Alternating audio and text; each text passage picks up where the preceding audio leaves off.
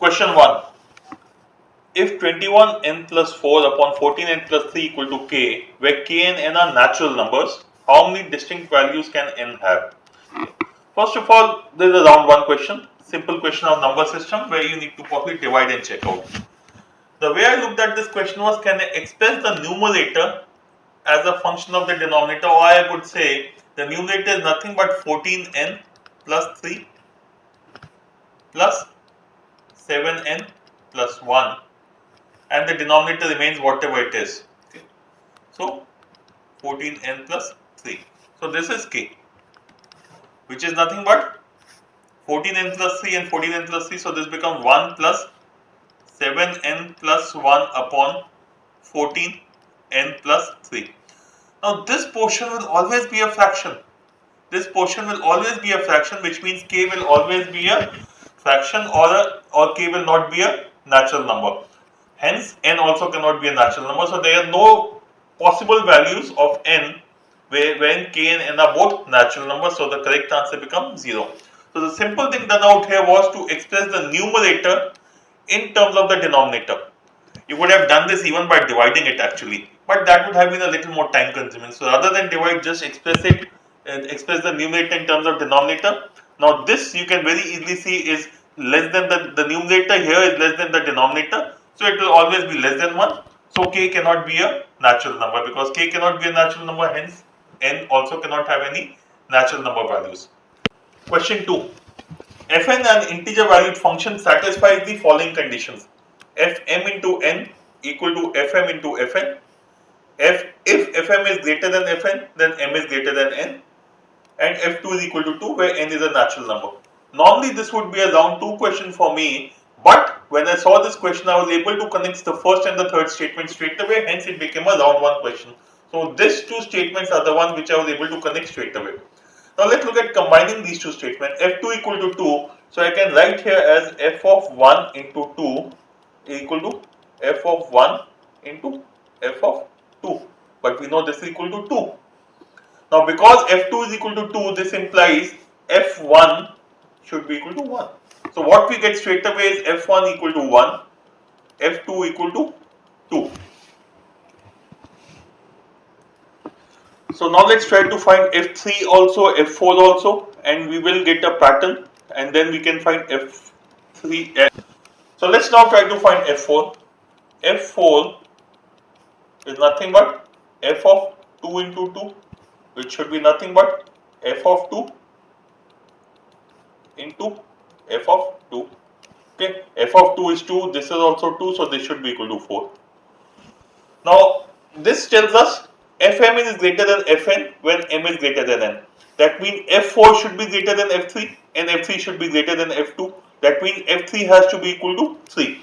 Why 3? Why not any fraction? Because it says fn an integer valued function. That means all values of fn have to be an integer. So this gives me the pattern. f1 is 1, f2 2, f3 3, f4 4. So by this logic, I will say if we take it forward, f200 should be equal to 200. Correct answer, choice B. N is a prime number that can be expressed as the sum and also the difference of two prime numbers. How many distinct values can n have? So n is a prime number which is expressed as the sum as well as difference of two prime numbers. A round 1 question of number system can be done by hit and trial also, but let's look at doing this mathematically.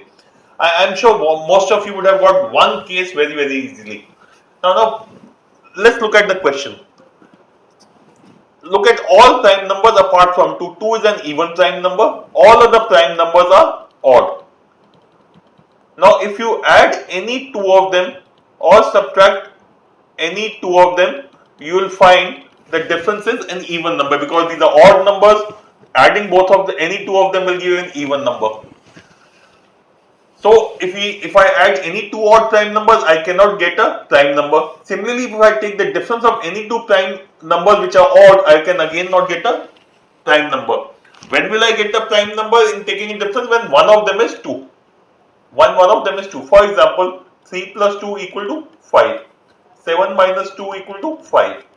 Okay, so this is one case 3, 5, 7 where n is equal to 5 is very easy to identify for all of us. The problem comes, are there any more such cases possible or not? But the starting point was one of the two prime numbers which has to be added or which has to be subtracted has to be 2.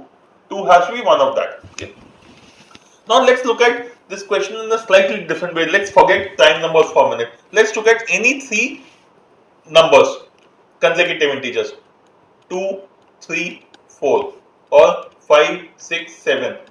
Now whenever we have three consecutive numbers, at least one of them will be a multiple of 3. Three consecutive integers, one of them will be a multiple of 3. The same rule will apply to numbers which are separated by 2. Let's say 5, 7, 9. Three consecutive integers, one of them is a multiple of 3. 11, 13, 15, multiple of 3. 21, 23, 25, multiple of 3. So whenever you have three consecutive integers which are equally spaced, one of them will necessarily be a multiple of 3. Now here we have that n is one prime numbers. Okay, n is one prime number, and we know that n is obtained by adding 2 to another prime number or subtracting 2 from another prime number. Or in other ways I can say that n minus 2 is also prime and n plus 2 is also prime. This is the condition as per the question. So if n minus 2, n and n plus 2 are prime, that means one of them should necessarily be a multiple of 3. Okay? That means either n minus 2 or n plus 2 has to be a multiple of 3. But if any one of them is multiple of 3, or if any of these is a multiple of 3, then it is not likely to be a prime number. So except for 3 into 1, all other multiple of 3's will not be prime number, and that one case we have already taken. That means there is only one case which is possible. The correct answer has to be choice B, one case, and that case is 3, 5, 7. Just to repeat, if n minus 2, n and n plus 2, all three of them have to be prime. Now these are also three integers which are equally spaced, so one of them should definitely be a multiple of 3. If one of them is a multiple of 3 and also prime, then only one case of 3 into 1 is possible. All other cases will not be prime numbers. Question for revision for most of you, because I am sure the second part, this logic of that there is only one case, is something which many of you will need to revise. Let's go to the next question. Question 4.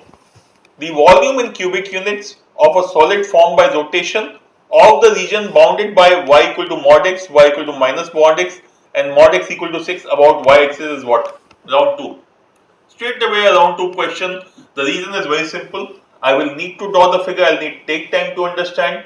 The choices are reasonably close, no point taking chances. Round 1 is when I want to do only those questions which I am very comfortable with and I can solve them fast. If it takes me time to solve, it's a round 2 question for me. But let's see how we solve this question in round 2. A starting point for such questions, let me draw the graph. Now y equal to mod x. Y equal to mod x, if x is equal to 1, y will be 1. If x equal to minus 1, y will be minus 1. x2, y2. X equal to minus 2, y minus 2. Or the graph for y equal to mod x will be like this. And y equal to minus mod x. Okay. So these are the graphs. This one is for y equal to mod x and this one equal to y equal to minus mod x. Okay. Now let's look at the third graph. Mod x equal to 6. That means this one and these two lines. That means x can be either plus 6 or minus 6. Or in other words, the graph or the intersection of these is going to be this. And similarly out here. Or just to put it in a neat figure,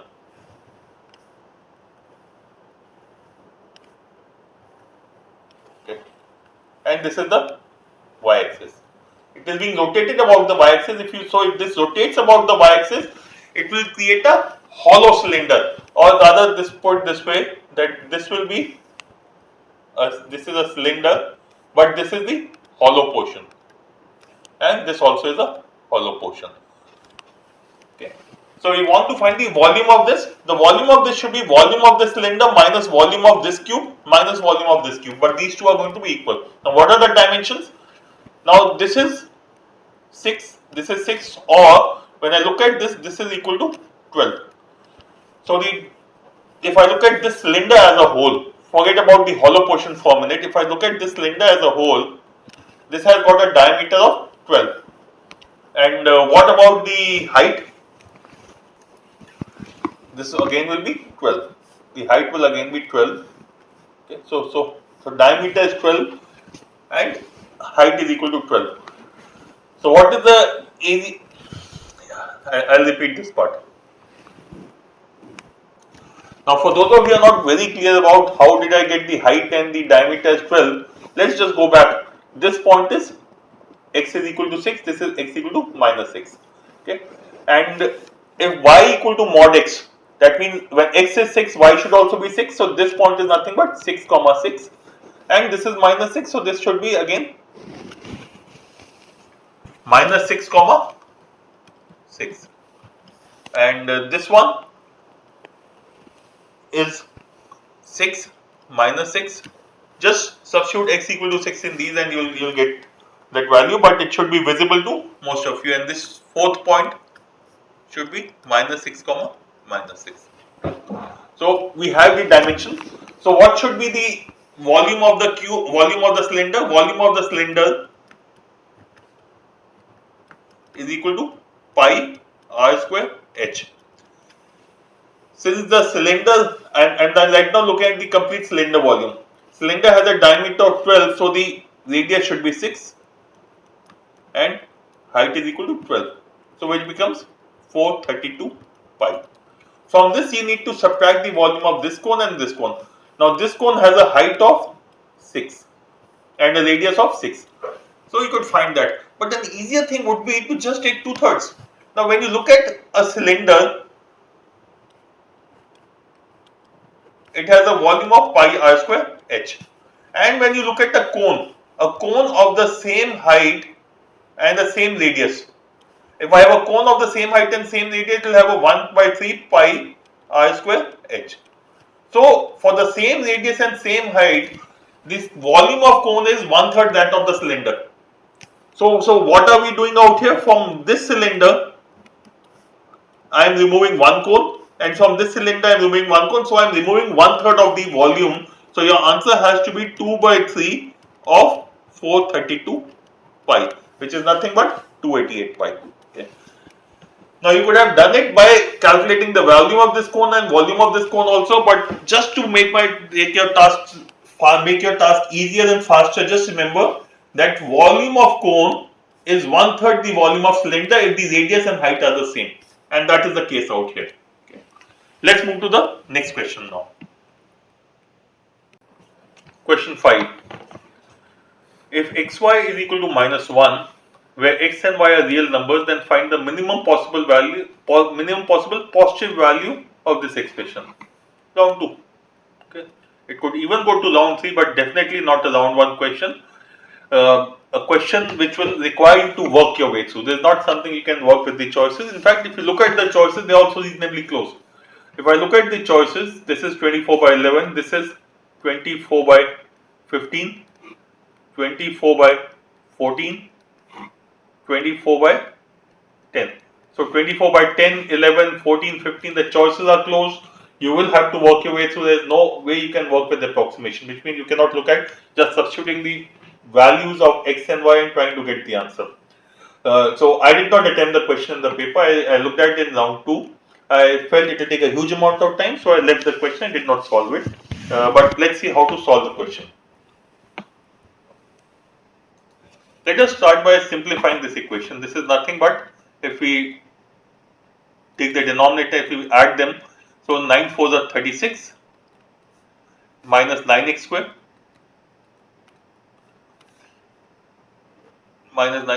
minus 4y square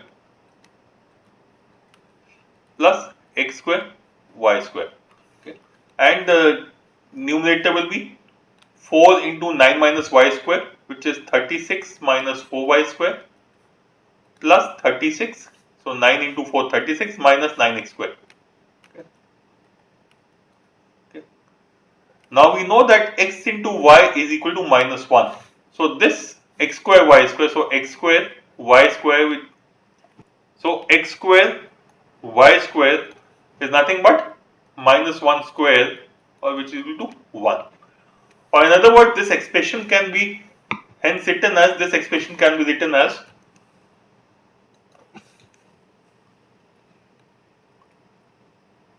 minus 9x square minus 4y square plus 72, and the denominator will again have minus 9x square minus 4y square.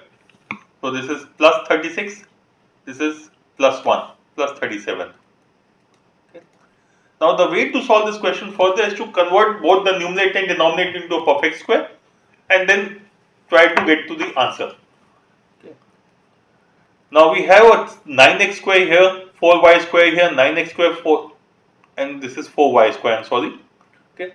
So this will be 3x whole square, this is 2y whole square. So I can write this as, taking the minus sign outside, 3x square, or rather 3x whole square plus 2y whole square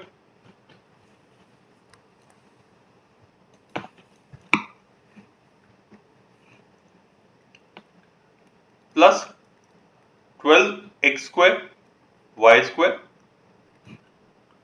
So since I have added a plus 12x square y square, let me subtract also minus 12x square y square plus 72. Okay. Now why did I add this 12x square plus y square? This makes it a perfect cube, a square plus b square plus 2ab. Similarly in the denominator, this was 2y square. I can do the same thing. So minus 3x square plus 2y whole square, I am sorry, 3x whole square, 2y whole square. Again by the same, in the same way, 12x square y square. So minus 12x square y square, because we have added it there, and plus 37. Now which is nothing but, this becomes 3x plus 2y whole square. So minus of 3x plus 2y whole square. Now xy is 1, xy is minus 1, so x square y square is plus 1. So this effectively is nothing but minus 12. So minus 12 plus 72 is 60. So plus 60. Similarly in the denominator we will get the same thing, minus of 3x plus 2y whole square, and this is a minus 12, so 37. This was 37 minus 12 is 25. So plus 25. Okay. So minimum possible value.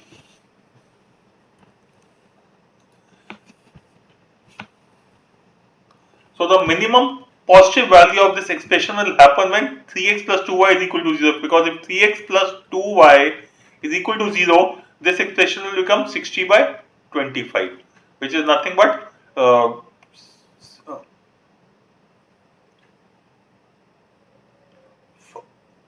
which is not 60 by 25, which is equal to 12, 5, 12 is 60, 5, 12 by 5. Correct answer, choice D. Now it looks simple, straightforward, but in the paper it will take time. So until unless we are reasonably confident that we have done these kind of questions 3-4 times, they can do it fairly fast. There is not a question worth attempting. Even if you have to attempt, it has to be a round 2 or round 3 question, definitely not a round 1 question. Let's move to the next question now.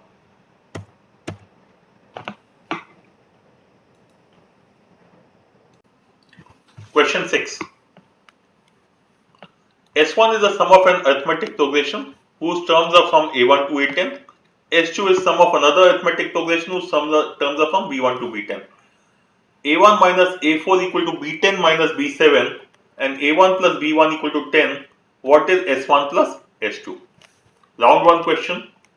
Topic is arithmetic progression, which I am very comfortable with. Now we need to find the sum of S1 and S2. But what is Sn? Sum of n terms of an AP is n by 2 into first term plus last term.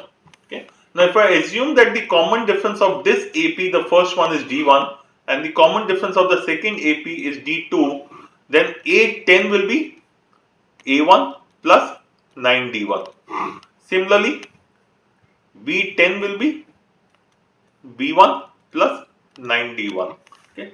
So S1 effectively is nothing but n by 2 is 5, 10 by 2 into a1 first term plus a1 plus 9d1 plus a1 plus 9d1, which is nothing but 2a1 into 2, 5, 10a1 plus 45d1. Similarly, S2 will be equal to 10b1 plus 45d2. Okay, or S1 plus S2 is equal to 10 into a1 plus b1 plus 45 into d1 plus d2. So this is what we need to find out. Okay, now a1 plus b1 we know is equal to 10. So S1 plus S2 will be 10 into 10, 100 plus 45 into d1 plus d2. So we effectively need to find the value of d1 plus d2 to get the answer to this question. Now here we are given that a1 minus a4 is equal to b10 minus b7. Now a1 minus a4 will be minus 3d1, because a4, let me write it here, yeah, a4 is equal to a1 plus 3d1. So a1 minus a4 will be a1 minus 3d1, which will be minus 3d1. Okay. And similarly, b10 minus b7, b10 minus b7 will be 3d2. So this is equal to 3d2. Or minus d1 equal to d2, or d1 plus d2 equal to 0. Okay, because d1 equal to minus d2, so d1 plus d2 equal to 0. So the answer here has to be equal to 100, because d1 plus d2, because d1 plus d2 is equal to 0. The correct answer is 100. Okay. Actually, we did not need to go through all this. Okay. Let me just give you an alternate method which has the same basis, has the same principle, but possibly could have been done faster and also done orally. Let me erase the slide before we start that process. Okay, when I was solving this question, I started straight away from here. This very clearly tells me that d1 equal to minus d2, or minus d1 equal to d2, whichever way you want to keep it. Which means if the common difference of 1 is 2, the other should be minus 2. Okay, or 1 and minus 1, whatever you want to take. Now if a1, a2, a3, a3, a4 up to a10, and here we have b1. Now a1 to a2, if it goes up by 1, b1 to b2 it will go down by 1. Or a1 plus a2, which adds up to 10, that means b1 plus b2, a2 plus b2 will also add up to 10, because from a1 you subtract something, and from b1 you add something. So whatever is the change in the first series, there will be opposite change in the second series. So if a1 plus b1 is equal to 10, then a2 plus b2 will also be equal to 10. Why? Because a1 to a2, if it increases by 1, b1 to b2 will decrease by 1. Why? Because common differences, the same magnitude of common difference same, but the signs are opposite. And what is S1 plus S2? It is a1 plus a2 plus a3 up to a10. And similarly, b1 plus b2 plus b3 up to b10. Now each of these terms, a1 plus b1, a2 plus b2, a3 plus b3 up to a10 plus b10, each of them is equal to 10. So the answer should be 10 into 10, 100. So this would have been faster and part of my SQC, which is the smart quant tracker scheme of things. The first method is also fine. The second method, if it strikes you, is what you should be doing, because it saves you time. It can get you the answer faster. Let's move to the next question. Question 7 to 9, set of DI. This is I'll repeat. Question 7 to 9, DI set, which is always a round 2 item for me. But before I start doing a DI set, I want to have a quick look at the data and the questions, and then decide whether even in round 2 I will be keen to do it or not keen to do it. The first thing which strikes me when I look at this data is, when I look at this table is that the numbers are not given. The numbers here are not given at all, which means I may need to get the value of each of them. So these are 5 years and 4 people, so 20. These are 5 years and 4 people, so there are 20 pieces of data which may be required. Now whether the data is required or not will be known only from the questions. So let us have a quick look at the questions first. Now I want to have a quick look at the question to understand what kind of data is required. Do I need all the values or do I need only few of the values? The first question, question 7 says income of each of the 4 friends is twice his average income from 9 to 13. That means I'll need to calculate the value of the average income for each of the friends and find a double. To find the average income, I obviously need to have the values for each of those years. So 20 pieces of data are all required for this question. Next question. Whose income witnessed the highest percentage change? Again, by and large, I'll need the value. So question 9 if I can do, question 7 if I can do, question 8 the same piece of data will be useful. And similarly total income of the 4 friends. Again, when we look at question 7 and 9, both of them require the entire data. Hence, if I have to solve this question, I need to first create a table like this. Now, since we are on a computer based test, we can't do anything on the screen. You will need to create this table. If you don't create this table, this question will be extremely difficult. So, whenever you have such a data where the values are not given, the key issue here was the values were not given. Now, what is this? This is 5.2. This point is 5.2. This is 5. This is slightly less. This is 4.8. This point is 4.8. This is 5. So I have taken it to be 4.9. Okay. Oh, so I'm sorry, 5. Starting. So the key thing out here is the values. So let's see how to approximate the values. Now let's look at this particular point.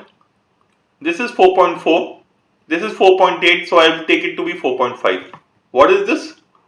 Closer to 8 rather than 7.6, so I'll take it to be 7.7. Or if you want, 7.9. I'll take it to be 7.8 or 7.9, whatever we are more comfortable with. If it is somewhere in the middle, I'll take the middle point. If it is closer to 8, I'll take it to be 7.9.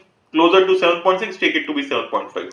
So that is the way I have worked, and this is the table which I have created. Without creating this table, if you start working, you will end up wasting a huge amount of time. So this set of data is not the first option, but if I have to do it, I will first create that table. So let us quickly solve the question of this set.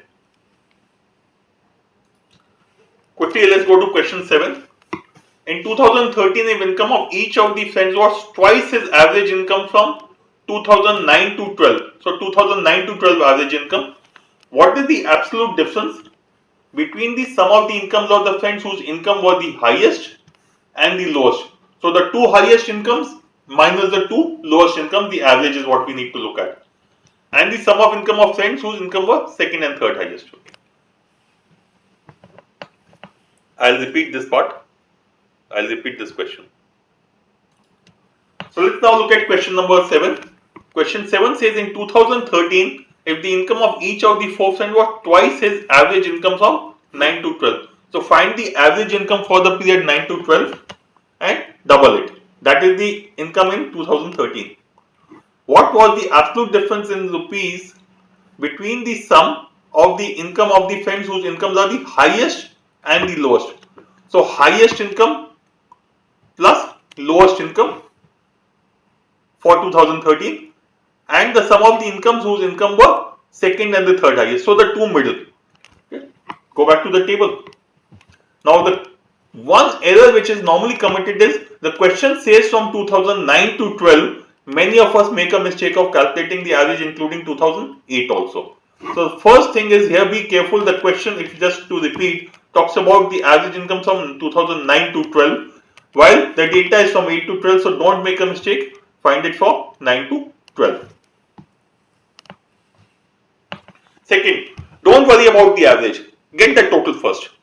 Okay. Whatever is the total, 1/4 of that will be the average. So if I am looking at the difference, I will just not worry about the averages. I will just look at the totals, and 1/4 of the total will be the average. Okay. So what is the total for 2009 to 12? Right now I am ignoring 2008 completely, and I am looking at 2009 to 12 only. Okay, the total here will be 5, 4, 9, 4, 13, 3, 16, 16.6, 16.17.1, 7.3, 17.4. The total for 9 to 12, so 2009 to 12, the total here is 17.4. The second person, 7, 6, 13, 13 and 14, 27, 27.7. Third, 4, 5, 5 and 6, 11.9, 12.1, 12.9. Okay. And the last person, 3 plus 4, 7, 7 and 11, 18, 19.7. Okay. So we want to, okay, I'm restarting.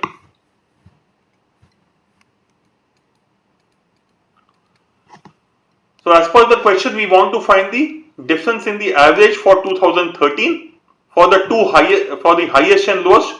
Highest is 27.7, lowest is 12.9, and these are the two middle ones. So this is 17.4 and 19.7. 17 and 19, 36, 37.1. So one is 37.1. These two are 27 and 12, 20, 39, 39.9, 40.6. The difference here becomes 3.5. Okay. So difference in total. Please remember, I have still not gone to the average. The difference in total is 3.5. So difference in average will be 3.5 upon 4, 1/4 of that. But the question, if you remember, had said the income was twice the average. So into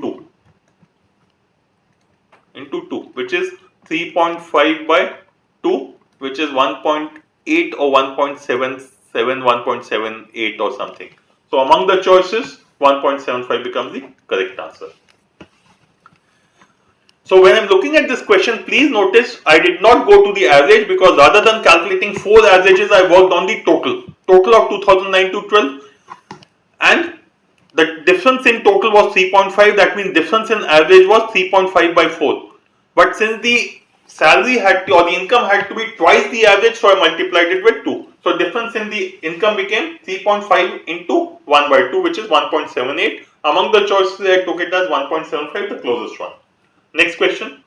Whose income witnessed the highest percentage change in any year over the previous year in the given period? We are looking for maximum percentage change. Maximum percentage change, always look at for the lower values first, because from 2 to 3, if you go from 2 to 3, it has gone up by 33%. But when you are going from 10 to 11, it has gone up by only 10%. While the change is 1 unit in both the cases. So whenever I am looking for maximum percentage change, I am more inclined towards checking out the items or the people where the base value is low. So let us go to the table. The base value is low, first of all, for Vikash, from 2.4 to 3.3. Okay, there is an increase. Let's look at what is the maximum percentage increase for Vikash. It is from 1.2 to 4.8. It has become into 4 times. So now this becomes my benchmark. If no one has gone beyond 4 times, that can also, then Vikash becomes my answer. So when I look at Vinay, 4.5, 3.5, at no stage has he become 4 times or more. Similarly for Vijay and similarly for Vinod. So the correct answer in this case becomes Vikas. Let's go to the third question now. The total income of the 4 friends put together was third and second highest respectively in which of the years?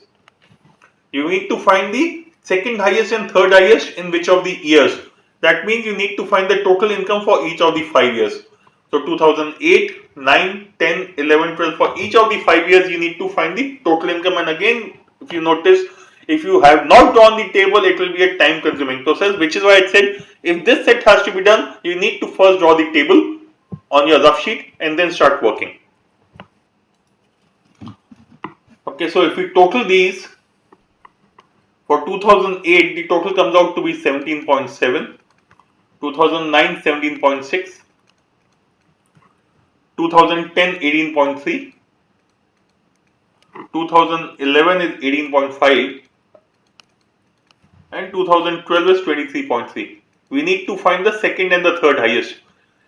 Highest is 2012, second highest and third highest are 2010 and 2011. So the correct answer is 2010 and 11, which is choice D. It was a straightforward question of simple addition, not a problem. But just to repeat, this kind of set of data are easy, should be done, but before that please make the table. If you don't make the table, you will end up wasting a huge amount of time. Get the data in place in a table on your rough sheet and then start solving. You will be able to get all the questions. Let's move to the next question now. Question 10.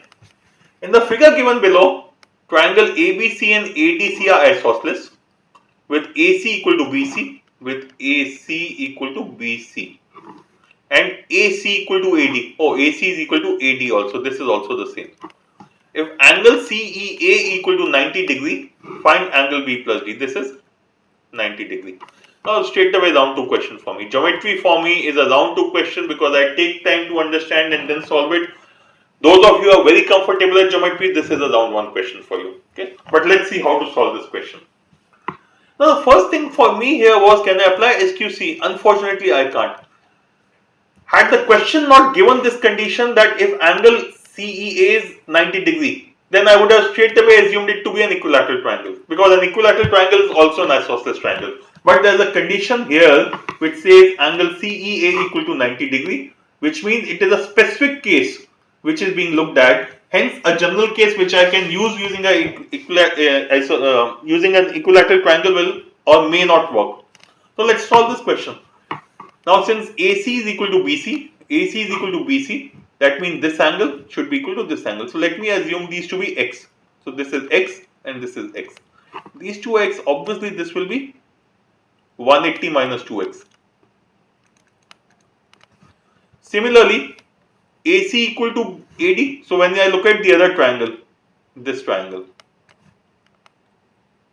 ADC. In triangle ADC, this angle, if I assume it to be, these two angles will be equal. So these two will be y. And hence this angle will be 180 minus 2y. Okay. Now look at triangle ACE. We know this angle is 90 degree. This angle is 180 minus 2y and this angle is 180 minus 2x. So just add all three of them. So 180 minus 2x plus 180 minus 2y plus 90 should be equal to 180. Sum of three sides of a triangle is this much. So what do we have here? These two get cancelled out, or this becomes, so we get now that 2x plus 2y is equal to 270. 2x plus 2y is equal to 270 degrees, or x plus y equal to 135 degrees, which is what we are supposed to find. We are supposed to find angle B plus D. Angle B, we have taken it to be x and D y. So the answer has to be 135 degrees, choice C. Just to again repeat the importance of this particular statement, angle CEA equal to 90. Supposing, let me just erase the slides. Now supposing this condition angle CEA equal to 90 degree was not given, then I would have said that means it is okay, just erase that. Just erase that. We'll just assume that the question is over here itself. Okay. Move to the next question. Question 11. If fx is equal to log of x square minus 2x minus 3 on base 2, which of the following statements is definitely true? X belongs to minus infinity to minus 1, fx is an increasing function. If x belongs to 3 infinity, fx is an increasing function, both a and b. None of the above.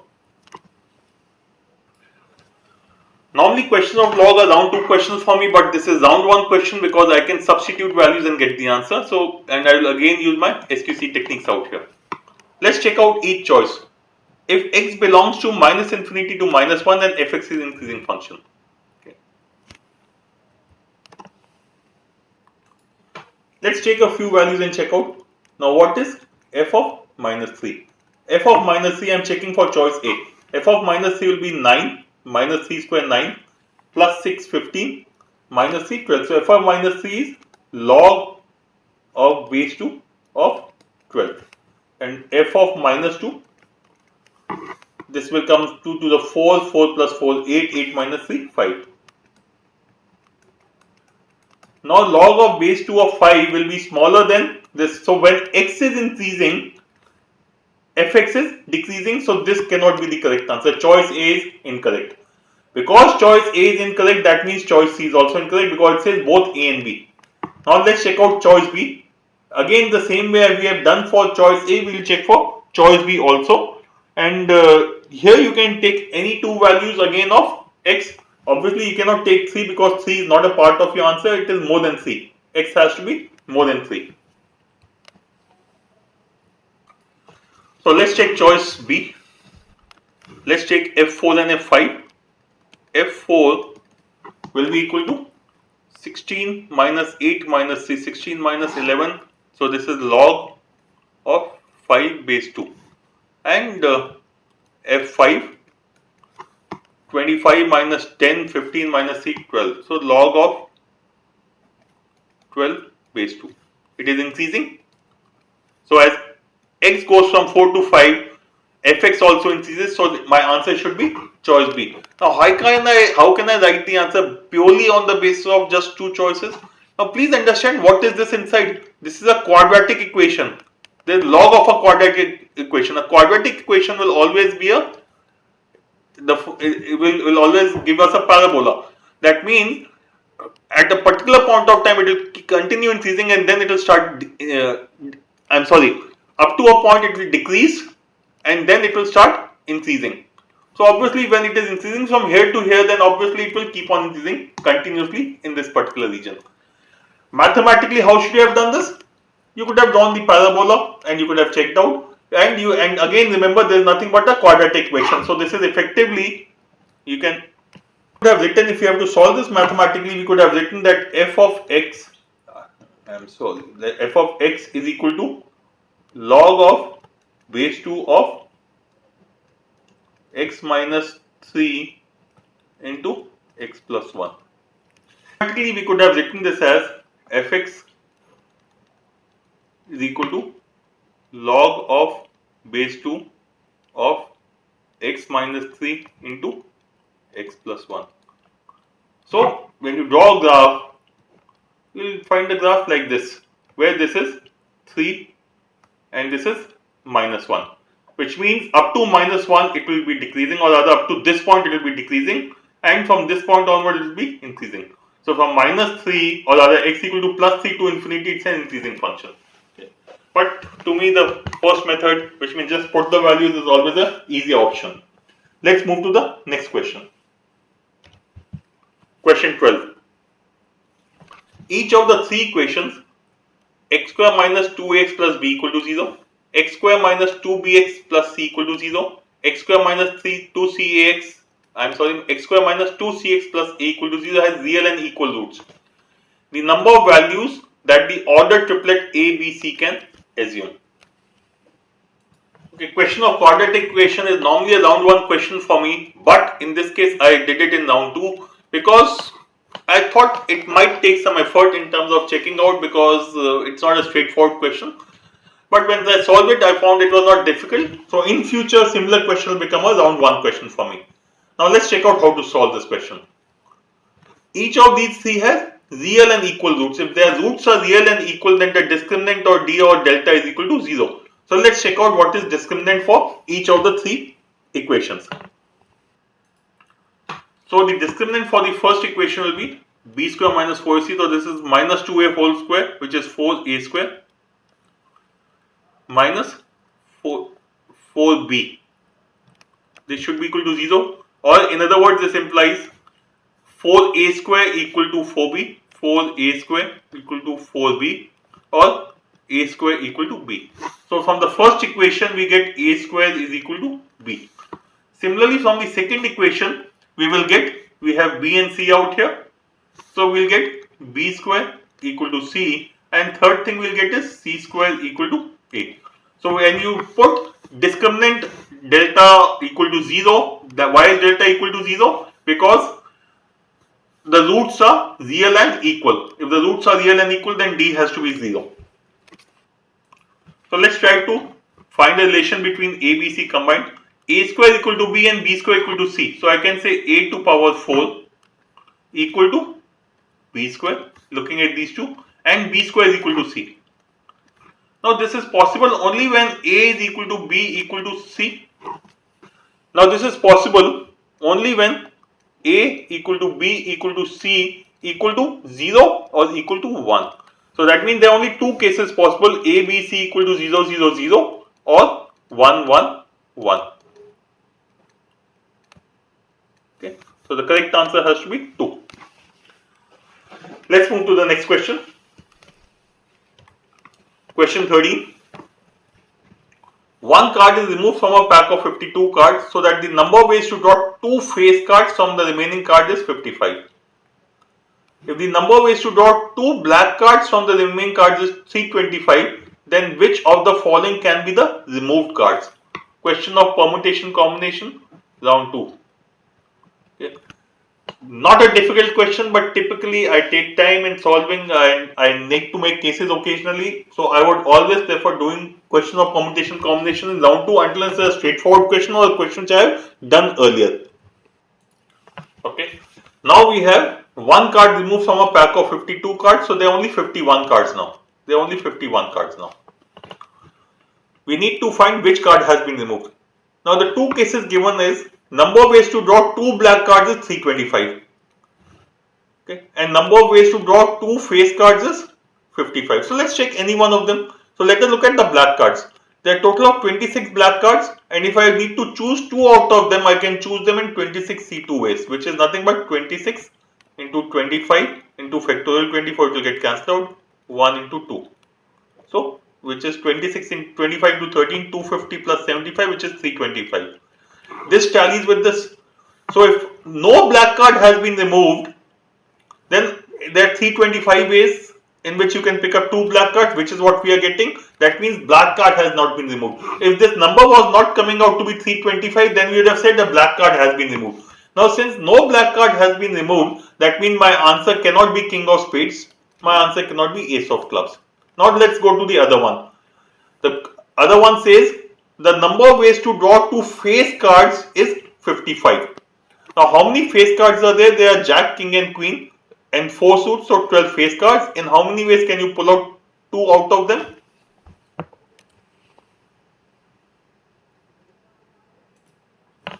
Okay. So if we assume that no face card has been removed, then I should have all 12 face cards available with me and 2 of them have to be picked up. So I can pick up in 12 C2 ways, which is nothing but 12 into 11 upon 2 into 1, which is 66. So if no face card has been removed, I should be able to get it in 66 ways, but I am getting it in 55 ways. That means one face card has been removed. All the card which has been removed has to be a face card. It cannot be an ace. This is incorrect. The correct answer has to be choice D, king of hearts. So what we did out here was check both the conditions, assuming that particular card has not been removed. So initially we start by saying no black card has been removed. How many ways can you do it? You can do it in 325 ways, which is what the question also said. That means no black card has been removed. Hence we remove clubs and spades out of contention. Second, we said let us check out for the face cards. There are 12 face cards, and if no face card has been removed, you can pick up 2 face cards in 12 C2 ways, which is 66. But the question says it is 55. That means a face card has been removed. If a face card has been removed, that means my answer can only be king of hearts and not ace of diamonds. So eliminated. Correct answer becomes choice D. Let's move to the next question. Question 14. There are 2 dice, namely C1 and C2. C1 does not have a 6 on any of its faces, has 5 on 2 of its faces. So this dice has 1, 2, 3, 4, 5 and 5. This is C1. C2, which does not have 5 on any faces, has 6 on 2 of its faces. So C2 has 1, 2, 3, 4, 6 and 6. Yeah. The remaining configuration of the two dice is identical to a normal die. If two dice are rolled simultaneously, what is the probability that the sum of the numbers that turn up will be an even number? Round 1 question. Why probability? I'm okay. I take time when it comes to permutation combination. Now I don't think this is a question of probability which requires permutation combination. Hence a round 1 question. If this required permutation combination to get the answer, I would have kept it as a round 2 question. For me, I am comfortable with probability as long as it does not have P and C. Hence, I will do it in round 1 itself. Okay. Now, 2 dice, 6 faces each. So the total number of ways in which the numbers can turn up on the 2 dice are 6 into 6, 36. So the denominator is 36. Okay. Let's look at in how many ways can we get an even number. You can get an even number or the sum can be even only if both of them are odd or if both of them are even. Okay. So let's check out in how many ways can we get even numbers. How many ways can we get the sum to be even numbers? So 1 plus 3, 1 plus 5, 1 plus 1, 1 plus 3. 2 cases out here. With 2 we'll come back to later. 3 plus 1, 3 plus 3. 4 cases. Again 2 cases with this and 2 cases. So there are 8 cases when both of them are odd. Odd plus odd, we have 8 cases in which we will get a even number. Now let's look at both the dice showing a even number. So 2 plus 2, 2 plus 4, 2 plus 6 and 2 plus 6. So there are 4 ways out here. Similarly out here with this 4, this and this. So again 4 plus 4, 8 ways. So these are 8. 8 plus 8 equal to 16. So 16 by 36, which is 4 by 9. Correct answer is 4 by 9. Okay. You would have also done the question mathematically by checking out the probability of getting an odd and even in both the cases and then got the answer from there, but this is a faster method. Okay. So since the numbers are small, it is always easier to make cases and get the answer from there. Now if you want to do this mathematically, let me just give you the method again for that also. So we have the two dice C1 and C2. Let us see what is the probability of getting an odd in both the dices and even in both the dices.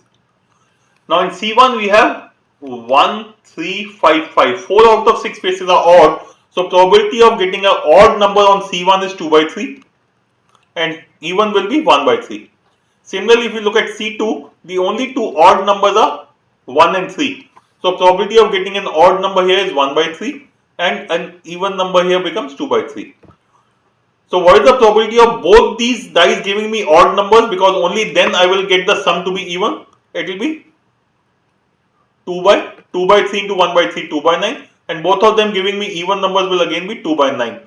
So the sum should be, or the probability of getting an even sum from both the dice should be equal to 4 by 9. Okay. So whether you want to do it mathematically or otherwise, entirely your call. Let's move to the next question. Question 15. In the figure given below, triangle ABC is a right angle triangle. Great. So this is a right angle triangle with angle A equal to 90 degree. Circle C dash is the inner circle of the triangles. And C1 and C2 are the another circle which touch the inner circle and two sides of the triangle. BD is equal to 2 centimeters. Okay, so this is 2 centimeter. C is 3 centimeters. And the radii of C1 and C2 are R1 and R2. R1, R2. Find the numerical value of 1 plus R1 into 1 minus R2 upon 1 minus R1 into 1 plus R2. Okay. Straight away round 3 questions. I love this kind of questions. Actually, I really like these questions. I know that there is a question which I don't have to attempt at all. This makes my decision making very fast. Okay. Look at the question. No value is given, everything is in terms of variables, and this will take a significant amount of time to calculate this thing. Not worth attempting. Those of you who are keen on attempting this question, please go through the solution and do it. But my simple advice is, these are the kind of question which you are supposed to leave. A single look at this question, reading of the question, you should know that this is not a question to attempt. If you start solving this question, you will get another chance solving similar question next year also. Leave these questions. Those of you who are keen on solving, my suggestion is go through the solution. I don't even want to waste time in solving this question. Let's move to the next one. Question 16. A1 to A8 are 8 natural numbers such that A1 is less than equal to A2, less than A3, less than A4 up to A8. If no 3 of these 8 numbers can together form the sides of triangle, then find the minimum possible value of A8 upon A1. Round 1. Looks like geometry. Yes, it is geometry, but it is basic numbers also which is there. And all it is saying is no 3 numbers together should form a triangle. Now, what is the rule which is we have to apply? Sum of two sides of a triangle has to be greater than the third side, not equal to, greater than the third side. Only then you can form a triangle. So if you have 1, 1 and 2, you cannot form a triangle. But if you have 1, 1, 1.5, you can form a triangle. If you have 1, 1, 2 or greater than 2, you cannot form a triangle. So that is all we need to do. So let's just put the numbers. And we want to find the minimum possible value. If I want the minimum possible value, I'll start from minimum possible value of A1. So A1, A2, A3, A4, A5, A6, A7, A8. I hope all of you have noticed that the 8 numbers have to be natural numbers. Now A1 is less than equal to A2, so let me take these two as 1, 1, smallest possible values. A3 has to be 2 or greater than 2, so the minimum possible value of A3 is 2. Similarly, A4 will be 2 plus 1, 3. If these two cannot form a triangle, so for 1, 2 and 3 they cannot form a triangle. Similarly for A5, it should be greater than or equal to 2 plus 3, 5. So minimum value is 5. Similarly, A6 will be 3 plus 5, 8. A7, 8 plus 5, 13. And A8, 13 plus 8, 21. So minimum possible value will be A8 is 21 upon 1. So choice C. Move to the next question.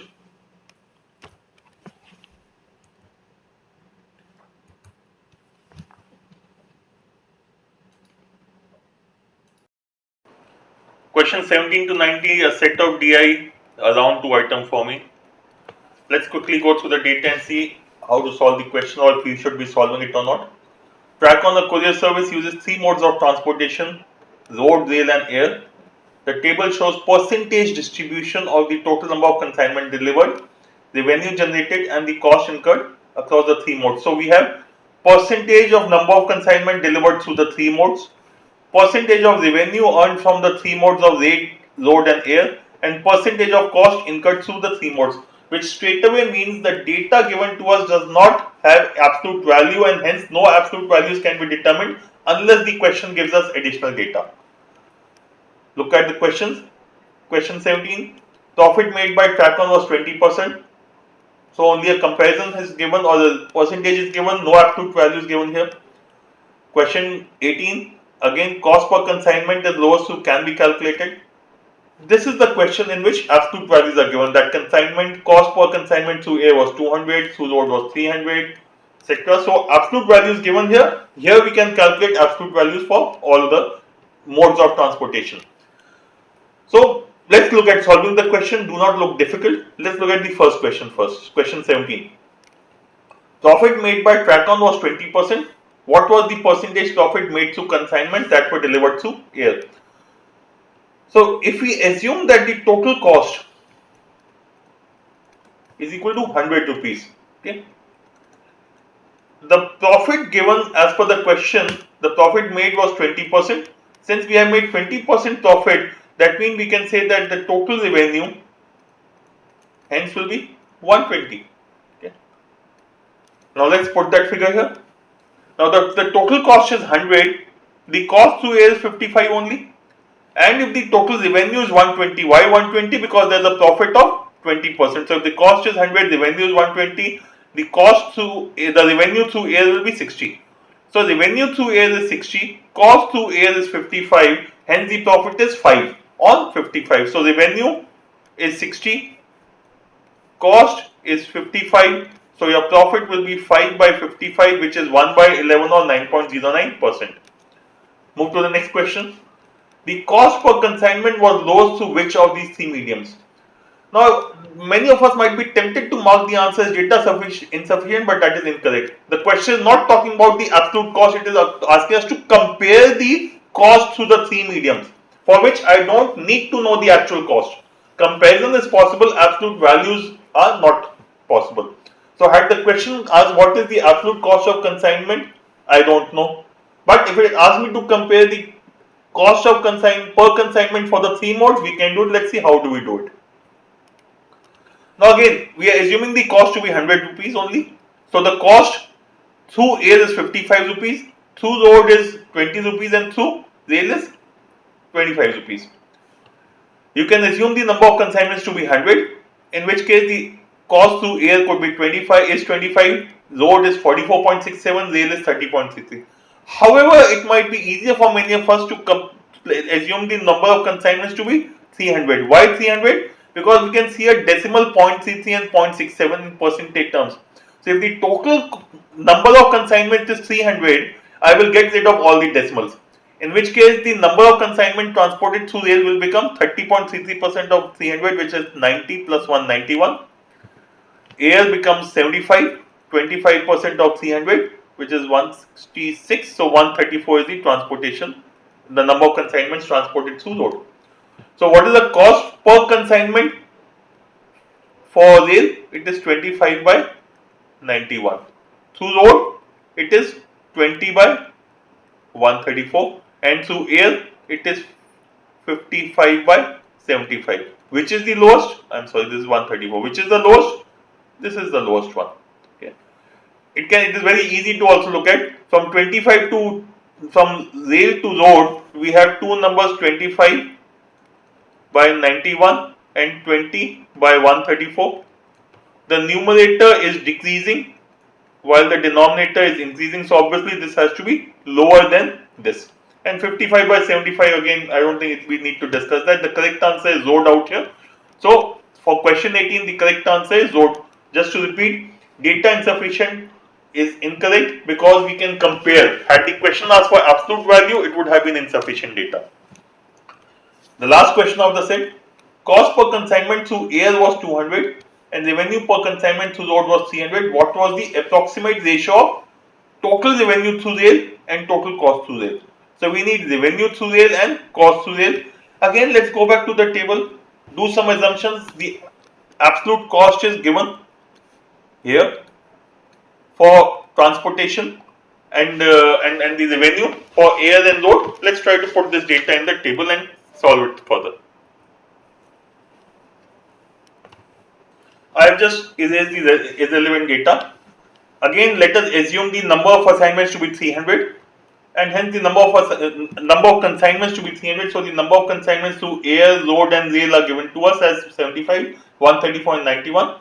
The question says cost per consignment through air was 200.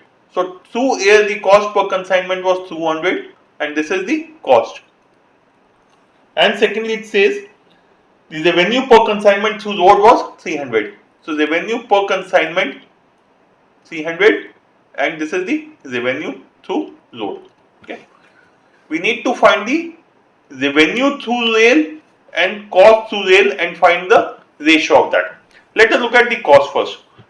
The cost of transportation through air is 75 into 200 because the total number of consignment is 75 and number of cost per consignment is 200. But this is equal to 55% of the total.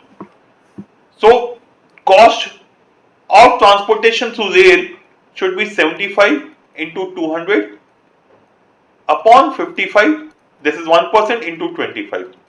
So this is 55% is equal to this much. How much is 25%? This is what it is. Similarly, if you look at the revenue through road will be 134 consignments transported at the rate of 300. So 134 consignments transported at the rate of 300 is the revenue through road, but this is 20% of the total revenue, while rail gives us 30% of the total revenue. So the revenue through rail should be into 30 by 20. Since this is equal to 20%, 20 to 30 is 3 by 2 times or 1.5 times. So you multiply the revenue through road with 3 by 2, you will get the revenue through rail. Now let's calculate the ratio. Now that we have the cost through rail as well as the revenue through rail. Let's go to the slide of the question and put the numbers there. So this is what we need to calculate. Now simple rule to be followed is don't calculate the numerator and denominator separately, put down all the numbers. As I have done out here, put down the numbers in the numerator and denominator, you will be able to cancel out and make your task easier. Okay. So 5 5s are 5 11s are. So this effectively becomes, okay, this is also there, 267. So this becomes 67 into 3 into 3 9, and this 11 will go in the numerator into 11 upon 75 into 2 into 5 is 10. Okay, 10. Okay. Now just to make my calculation easier, I can approximate. I can say 9 into 11, which is 99. I can say it is approximately 100 and make my calculation easier, but I will do that only if the choices are not close. So let us look at the choices first. The ratio 53 is to 6 is 53 by 6 is 6, 9 is 54. So this is just under 9. This is less than 9 but approximately equal to 9. 41 is to 5, 41 by 5 will be 8 5s are 40, 8.20. 33 is to 4, 4 8s are 32, 1.25, so 0.25, and 4 7s are 28, remainder of 3 by 4, 7.75. So choice B and C are close but the others are not.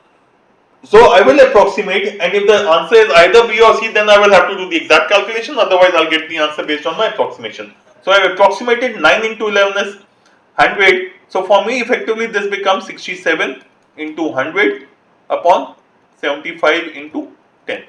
So these two go out, 5 2s are 10, 5 15s are, which is equal to 134 by 15. Now 15 into 9 is 135, so this is just under 9, and hence my answer is choice A. Okay. Please remember you should approximate, but only if the choices are not close to each other, which was the case out here. Okay. So that completes the set. Let's move on to the next question now.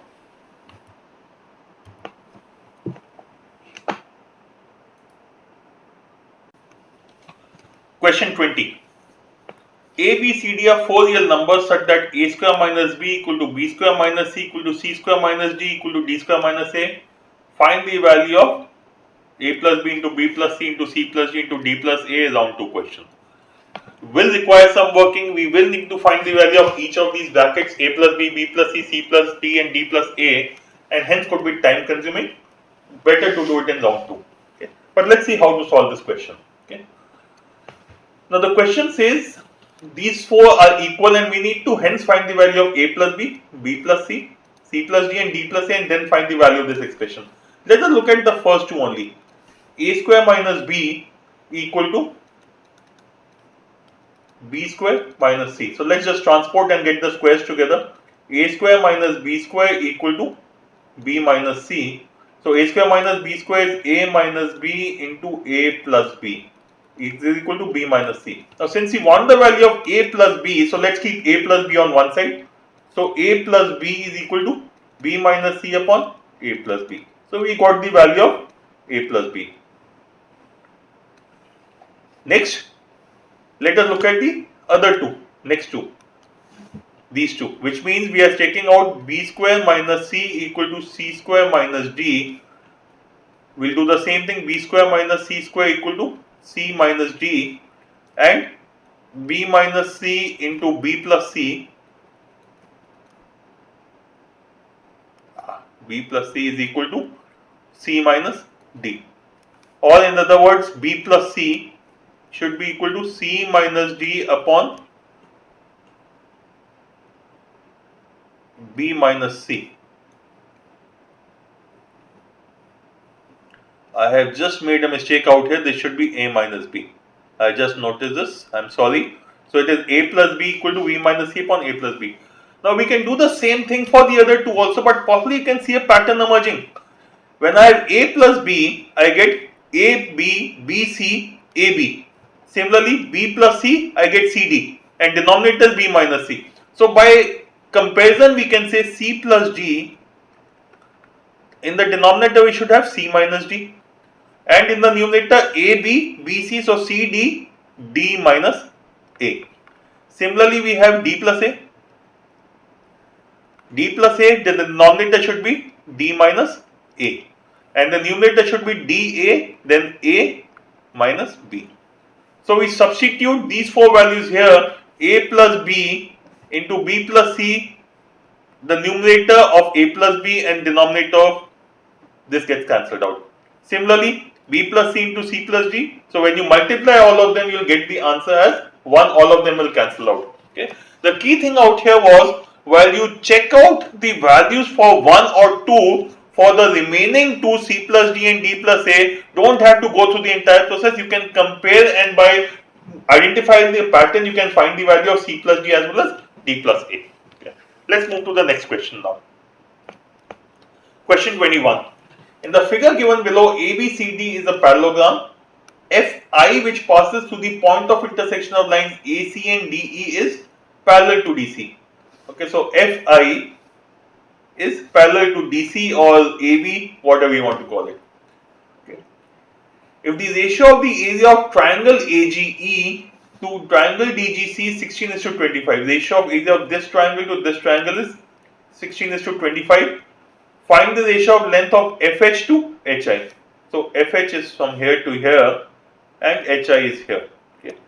So first of all, the ratio of areas is 16:25. That means the ratio of sides should be 4:5. So if this is 4x, this should be 5x.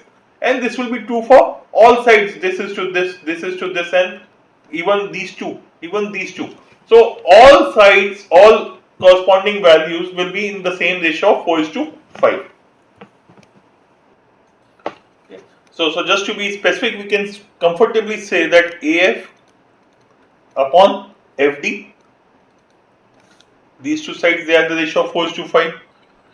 This will be equal to AG upon GC. This will also be in the ratio of 4:5. This will be equal to GE, which is these sides, GE upon GD, 4:5. Again, AF, FD, similarly EH, HC, EH upon HC. This will again be in the ratio of 4:5, and similarly for BI, IC, okay, upon IC. All of them are in the ratio of 4:5. Okay. Now, since ABCD is a parallelogram, if DC is equal to 5x, AE will be equal to, and AE is equal to 4x, that means EB should be equal to x, because if it's a parallelogram, then AB should be equal to DC, and since FI is also parallel to AB or CD, this will also be equal to 5x. So FH plus HI is equal to 5x. This is also there with us. Okay. Now let's look at this triangle. Triangle BEC and triangle C, or rather IHC. Now these two triangles are similar. Okay. These two triangles are similar. These two angles are equal and this angle is common. Okay. So let's try apply the proportionality to these two also. So we need to find the value of HI. So let us look at HI upon BE. This is equal to, we know HI is equal to x, but what will this be equal to? The ratio should be the same as that of the others, which means equal to ratio of CE upon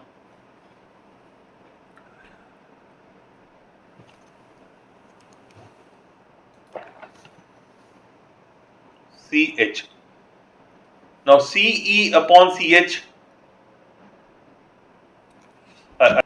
Now since we need the value of HI, so let us look at this these two triangles.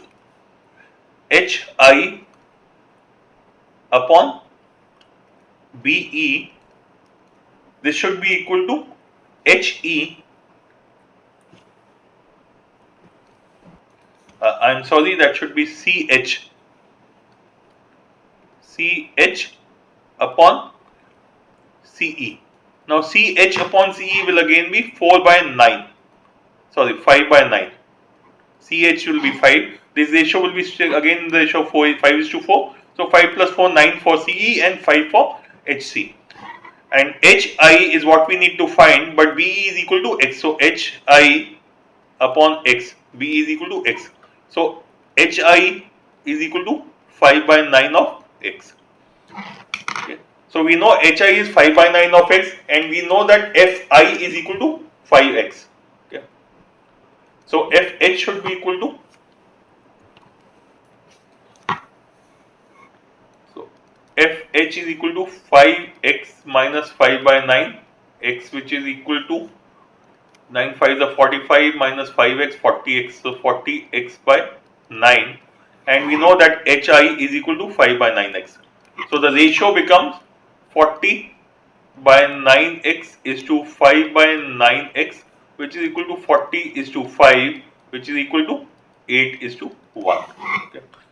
Incidentally, I forgot to mention this is a round 2 question for me, a round 2 question because geometry is involved. In geometry, I typically do it in round 1, but those of you who are very comfortable with geometry should do this question in round 2.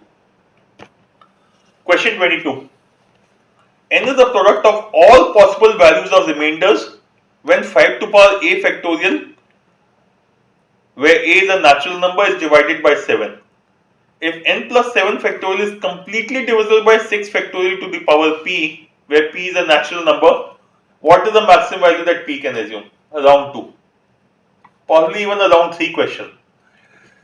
Too much of confusion. I don't want any confusion in the paper. Hence, while I initially put it as round 2, once I came to round 2, I read it again and felt there would be easier and questions which are easier and less time consuming, and I moved on to them. So I did not attempt this question in the paper. Later on, after the paper, when I saw the solution, I felt yes, possibly it could be considered, but only in round 3 if I have time. Definitely not a round 1 question. Maybe at the fag end of round 2 when I have done whatever I want, or in the beginning of round 3. But otherwise, leaving this question, I don't have any issues. If this question comes again, this is not going to be my priority item at all. But let's see how the question has to be solved. Okay, so we need to find the remainder first of all. N is the product of all possible values remainder when 5 to power a factorial is divided by 7. So let's check out. 5 to power 1 factorial is 5. Okay, divided by 7. Now since we need the value of HI, so let us look at this these two triangles. HI upon BE, this should be equal to HE. I'm sorry, that should be CH. CH upon CE. Now CH upon CE will again be 4 by 9. Sorry, 5 by 9. CH will be 5. This ratio will be still again the ratio of 5 is to 4. So 5 plus 4, 9 for CE and 5 for HC. And HI is what we need to find, but BE is equal to X. So HI upon X. BE is equal to X. So HI is equal to 5 by 9 of X. Okay. So we know HI is 5 by 9 of X, and we know that FI is equal to 5X. Okay. So FH should be equal to,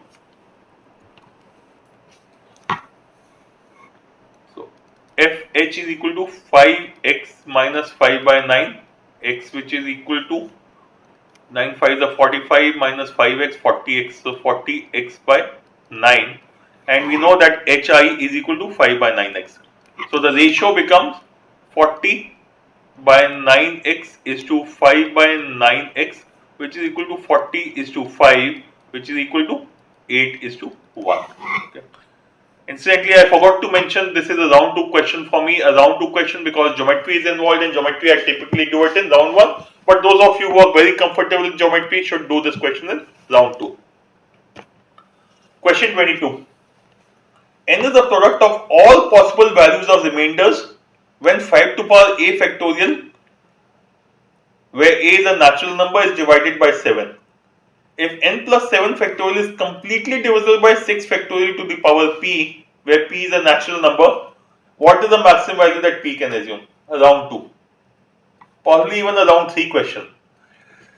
Too much of confusion. I don't want any confusion in the paper. Hence, while I initially put it as round 2, once I came to round 2, I read it again and felt there would be easier and questions which are easier and less time consuming, and I moved on to them. So I did not attempt this question in the paper. Later on, after the paper, when I saw the solution, I felt yes, possibly it could be considered, but only in round 3 if I have time. Definitely not a round 1 question. Maybe at the fag end of round 2 when I have done whatever I want, or in the beginning of round 3. But otherwise, leaving this question, I don't have any issues. If this question comes again, this is not going to be my priority item at all. But let's see how the question has to be solved. Okay, so we need to find the remainder first of all. N is the product of all possible values remainder when 5 to power a factorial is divided by 7. So let's check out. 5 to power 1 factorial is 5. Okay, divided by 7.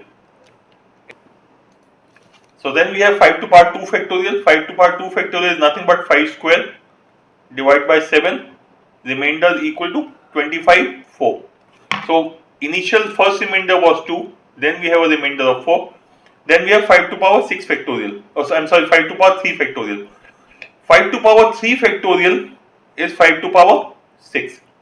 Okay. Now 5 to power 6 is nothing but 5 square and cube of that. That means the remainder will be nothing but cube of remainder 4 cube divided by 7. So the remainder will be 4 cube, which is 64, and divide by 7, that is the same remainder. So 7 9 is 63, you will get a remainder of 1. Okay. 5 to power 4 factorial,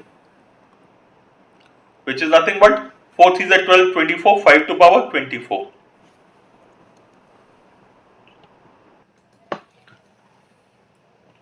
Now 5 to power 24 is nothing but 5 to power 6 into 5 to power 6 into 5 to power 6 into 5 to power 6, and the remainder on each one of them is 1. So the remainder will only be 1.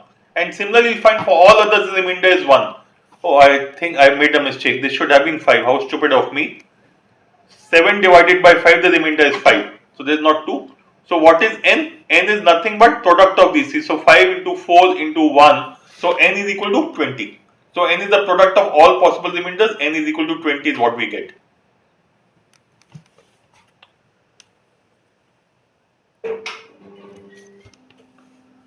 Okay, so now the question says n plus 7 factorial is completely divisible. N plus 7 is 27. N plus 7 factorial is 27. So 27 factorial is completely divisible by 6 factorial to the power of p. What is the value of p? So effectively the question is saying what is the highest power of 6 factorial which will completely divide 27 factorial. Okay, I hope that is clear. So we want to find the highest power of 6 factorial which will completely divide 27 factorial. Let me erase the whiteboard so that we have some space to work out here.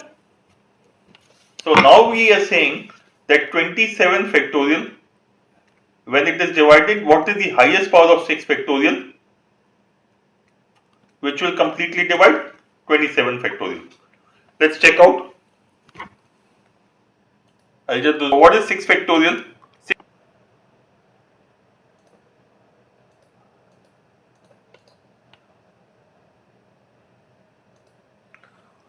So in highest power of 2 in 27 factorial, let's check that out. Highest power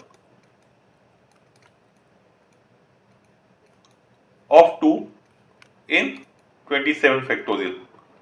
Okay, this will be 27 by 2 is 13, 13 by 2 is 6, 13 and 6 by 2 is 3, and 3 by 2 is 1. So 6, 3, 9 and 1, 10, and 13 makes it 23. So highest power of 2 is 23, but we don't want highest power of 2, we need highest power of 2 to power 4. So highest power of 2 to power 4 in 27 factorial will be 23 by 4. 23 by 4, which is equal to 5. So for 2 to power 4, we are getting a value of 5. Next, let's check out for 3. Highest power of 3 in 27 factorial. Okay. Again, 27 by 3 is 9, 9 by 3 is 3 and 1, 9, 3, 12 and 1, 13. Okay. So this is 13. So highest power of 3 square in 27 factorial will be 13 by 2, 6.5, which is 6. Okay. Third, highest power of 5 in 27 factorial, highest power of 5 in 27 factorial. So 27 by 5 is 5 and 27 by 5 is 5, then 5 by 5 is 1, again we are getting a 6. 6. Okay.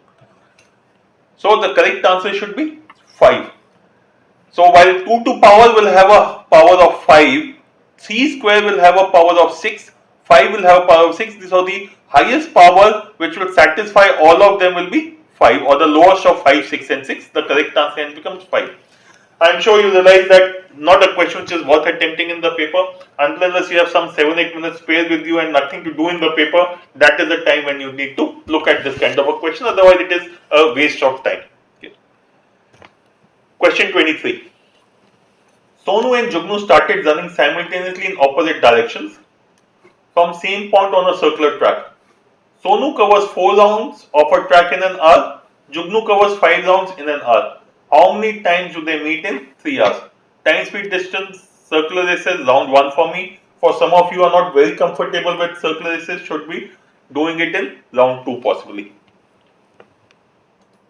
Now when 2 people are running on a circular track in opposite directions, let's say they started somewhere and they meet here. What has happened is they have together completed 1 round. Or in other words, the condition when they meet, which gets satisfied when they are running in opposite directions, they have completed 1 round. So effectively, the total number of rounds completed by them should be the answer. So Sonu and Jugnu are there. Sonu covers 4 rounds of a track in an hour. So in 3 hours, he will cover 12 rounds. Sonu will cover 12 rounds. Similarly, Jugnu does 5 rounds in an hour, so he will cover 15 rounds. So together they have done 27 rounds. So if they had done 27 rounds together, they would have met 27 times. Hence the answer is choice A. Okay. Simple round 1 question. Until you are very uncomfortable with time, speed, distance, this is a round 1 question for most of us. Okay. Let's move to the next question now. Question 24. The moment I look at this question, I know it's a round 2 question. Why? A cabinet is given with dimensions, with some thickness is given out here. The board painting and polishing catches my eye. Rate is given. That means I need to calculate the area and then finally find the cost by multiplying with the 40 paisa and 25 paisa. Okay. So calculation of area will be time consuming because it's not a straightforward item. There are planks in the middle also. And when you look at the choices, 17, 18, perfectly fine. 2, 3, 4, 8, 2, 3, 3, 2, very close choices. So if any one of them is an answer, that means we have to do a huge amount of calculation. 3, 4, 1, 6 is not an issue. So while these 2 choices are reasonably or significantly far apart, these 2 choices B and D are so close that I don't even want to touch it. Again, this becomes straight away a round 2 question for me. When I started solving it in round 2 and I did half the work, I realized that the answer is likely to be either B or D, which means I need to do the complete calculation. Pushed it to round 3, did not attempt the question. Okay, not a question which is worth attempting in the paper until unless you have spare time, 5 odd minutes available to you. Please do it. Otherwise, leave the question. I don't think this question is something which needs a solution. All of us know how to solve it. It is the calculation effort which is going to be significantly high. And had the choices not been close, these 2 choices are so close, and when I did part of the calculation, I realized the answer is likely to be one of these 2, hence I left it. So, to be done, only the choices are not close to each other. Let's move to the next question. Question 25. Sugandha borrowed a certain amount of money from a money lender at 12% simple interest and lent it to Monisha stored at the same rate of compound interest, compounded annually for 3 years. If the amount of profit earned by Sugandha was 224.64, what was the amount borrowed by her? Round 1, simple question of simple interest, compound interest. Yes, it can have some amount of calculation, and that is where your Vedic maths knowledge will be extremely useful. Okay, I am assuming you still remember Vedic maths. If you don't, maybe it is time to brush it up, at least from the point of view of cubing. Okay. Now Sugandha has borrowed from the money lender at 12% simple interest, so she is paying 12% simple interest for 3 years. That means she has paid 36%. If she's borrowed the principal, or P is the amount of money, the amount she has to pay back to the money lender will be, or the interest that she has to pay is to 36% of principal. Yes, she will have to return the principal also, but whatever she gets back from the principal is what she is given to Monish, and that is what she will give back to the money lender. So effectively, she is earning. She has the cost of 36% of the principal, 12% per year, for 12% per year for 3 years. Now, how much is she charging? She is charging 12% for 3 years, which means it is 1.12 raised to power 3. Now, those of you who have forgotten Vedic math, let me just remind you, we need to find 112 cube. Okay, so if you have to find 112 cube or 100 plus x cube, this should be x cube. If I say this is 100 plus x cube, the cube would be x cube here, 3x square here, and 100 plus 3x here. And you can retain only 2 dates here and here. Any excess date has to be transferred here. Okay, so let's check out 112 cube. 12 cube, this should be 12 cube. 12 cube is 1728, so retain 28, carry forward 17. This is 3x square. 12 square is 144 into 3, 432, plus the 17 carry over makes it 449, carry forward 4. This is 12 3s are 36, 100 plus 3x, 36 plus 100, 136 plus 4, 140. So if she had 100 rupees initially at 12% compounded annually, she would have got back so much. Or 1.12 cube would be 1.4049, etc. Or I can say this will be approximately, or this will be approximately 1.404928. Let me round it off to 5. Or let me say this implies she's got 40.5% interest. She has paid 36%. She has received 40.5%. Her gain is 4.5%. Okay. Or in other words, 4.5% of principal is a gain which is equal to 224.64. So principal should be 224.64 upon 4.5%. Okay, so into 100. Now this is the calculation which you need to do. And let's look at this calculation also. It should not be difficult. Okay. The other way would be to just calculate 4.5% of the choices. Okay. So if we look at the choices, what is 4.5% of 4,000? 4.5% of 1,000 is 45. So 4.5% of 2,000, 4,000 will be 45 into 4, which is equal to 180. We need 224.64, so this is not the answer. This will be 45 into 5, which is equal to 225, which is approximately the same. And why am I saying approximately the same? Because I know I have done some approximation here. Instead of 1.404928, I have taken it to be 1.405. So this should be the answer. Okay. So correct answer is choice C, and simple SQC technique of Vedic maths in terms of calculating the cube and also checking the choices. So rather than calculating this number, which might be a little difficult for many of us, we are better off checking out 4.5% of the choice. Okay. Now if you wanted to calculate this, it was nothing but, it would be nothing but 224.64 into 22.22. Okay. 100 by 4.5. Okay, if you remember your reciprocals, 100 by 4.5 is nothing but 22.22. Okay, and which again I would approximate and say this is approximately 225 into 22. I will take that as the value and get the answer from there. Okay. Let's move to the next question now.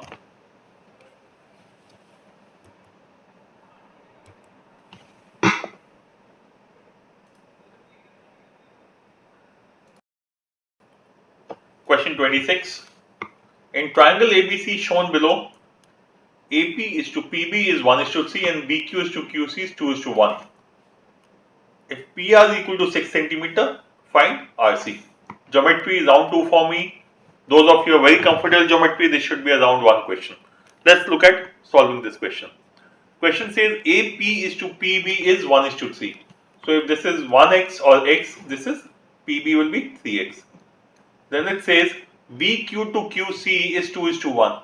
BQ to QC, so is 2 is to 1. So if this is 2y, QC should be y. Okay. We are given that PR is equal to 6. So PR is equal to 6 and we need to find the value of RC. Now let us draw a line parallel to AQ from P. So from P, draw a line which is parallel to AQ. Okay.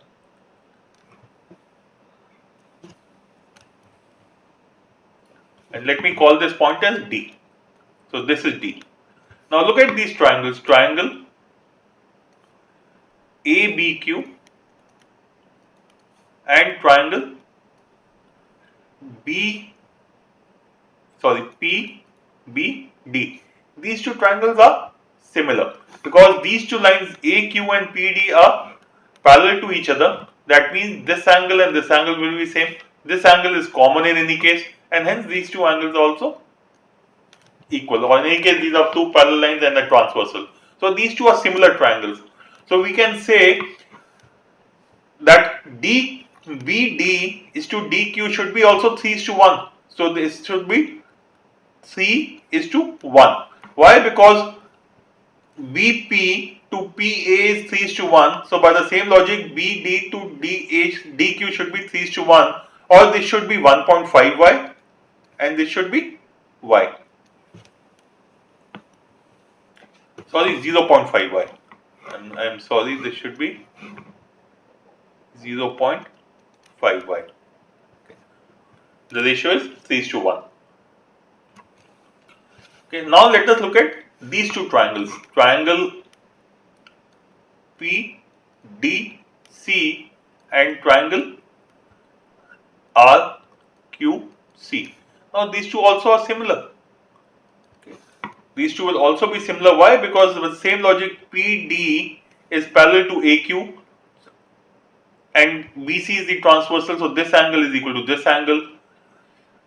This angle is common in any case, third angle hence has to be equal. So these two are also similar triangles. PDC is similar to triangle RQC. Now if I say RC is equal to K, then I can say since PR is 6, K upon, which is RC upon 6 plus K. K upon 6 plus K, which means RC upon PC. This is RC upon PC. RC upon PC. This should be equal to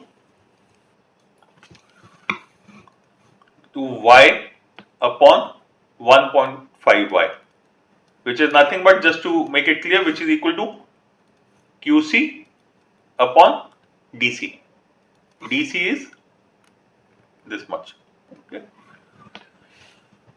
So which means we can say K upon 6 plus K is equal to 1 by 3. Sorry, 2 by 3. Y upon 1.5 by 2 by 3, which implies K will be equal to, K is equal to 12. Okay. So among the choices, the correct answer is choice C. You can, I am sure solving this equation would not have been an issue to anyone. You can either solve the equation or you can substitute the choice. If you substitute the choices, you put K equal to 3, then K upon 6 plus K will become 3 upon 9, which is not equal to 1 by 3, which is not equal to 2 by 3, hence incorrect. Similarly, if you put K equal to 9, this becomes 9 by 15, we need 2 by 3, incorrect again. And then when you put it 12, you will get the answer, or alternate you solve it. Okay. For me, and I'm sure for many others, there is a question which I need to revise regularly so that I don't forget the method.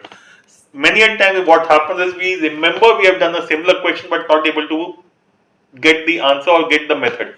Here the key thing was drawing PD as parallel to PC, AQ, and then solving it further. So please make sure the question which you think you are likely to forget or you are not very comfortable with the topic, please revise those questions regularly. Question 27. If 1 plus sine square x equal to 3 sin x cos x, which of the following is the possible value of tan x? Okay, this is round 1 question for me. Not because it's trigonometry, but because it is something which I can do with the help of choices. So round 1 question, and typically trigonometry question I do by substitution of values. Let's check out how to do this question. So 1 plus sine square x equal to 3 sin x cos x, which of the following is a possible value of tan x? Now let's look at the choices.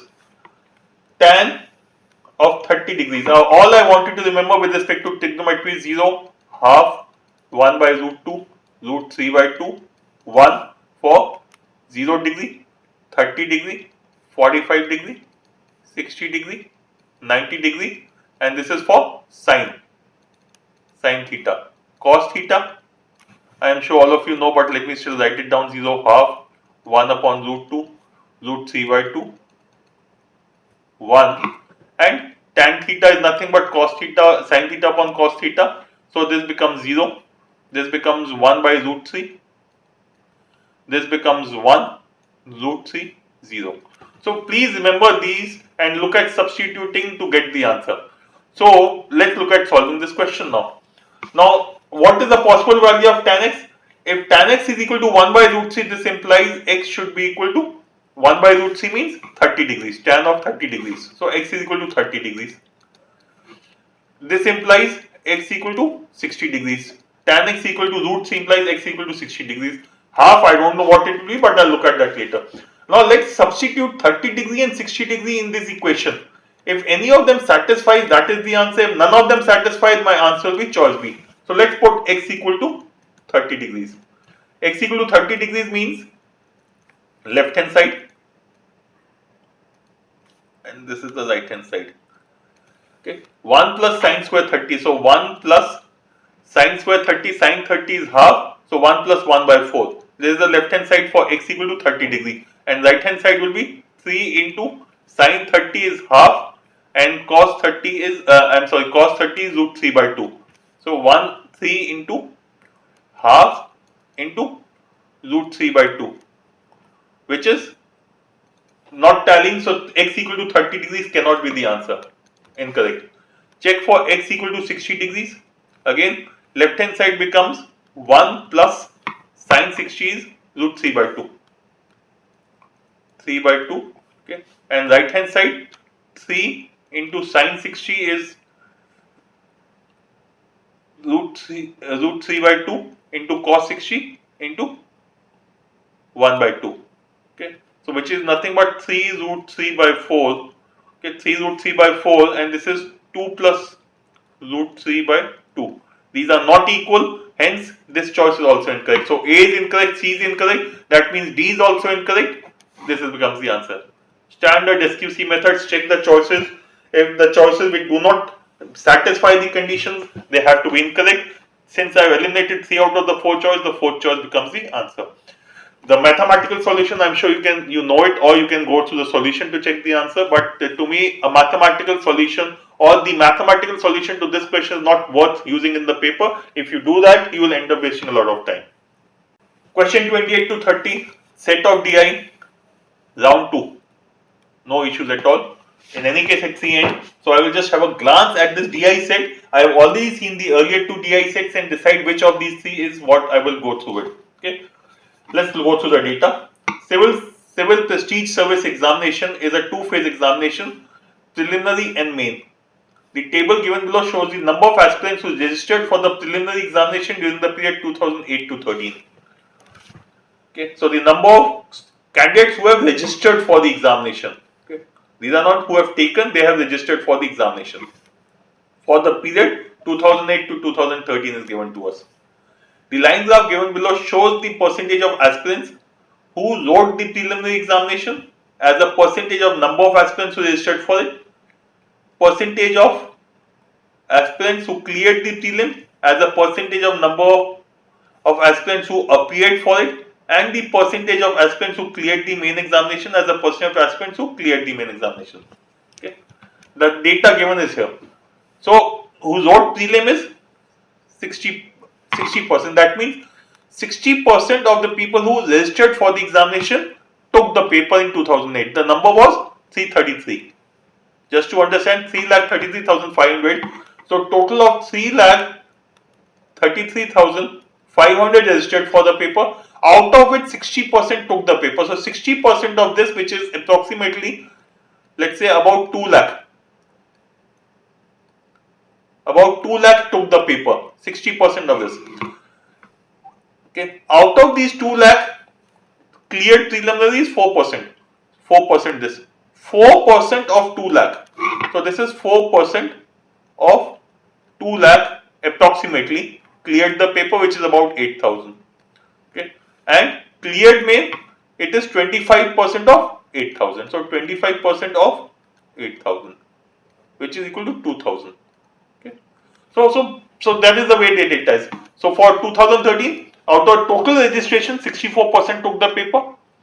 Out of the people who took the paper, 7.5% cleared the paper and took the main exam. Out of the people who took this main exam, out of clearing this, 24% made it to the final list. Okay, cleared the main. So that is the data which is given to us. Obviously, this question is likely to have good amount of calculation, and hence we should be ready for that if we want to do it. Okay. Now, if you let's just go through the kind of data we had. The first DI set had a table, a bar chart, which we had to convert to table. Because the bar chart did not have values were not given, hence this was a little time consuming. The second was the courier service, the road, rail, etc. Simple data, low calculation potential. Okay. And this is the third one, which is high on calculation. This is the third set. Okay. High on calculation, I am sure it is very, very visible to everyone. This is likely to have a huge amount of calculation. So which sets to be done? I would definitely look at doing the courier one, and I did this one. This set, the third one, to be done only if I have time. So the first two sets of data, all I need to do for the first set was to create a table. I could get the answer. Second set, the data was simple, not an issue. Here I have so much of data that there is likely to be greater amount of calculation, hence not a preferred choice. But before we decide, let's quickly look at the questions.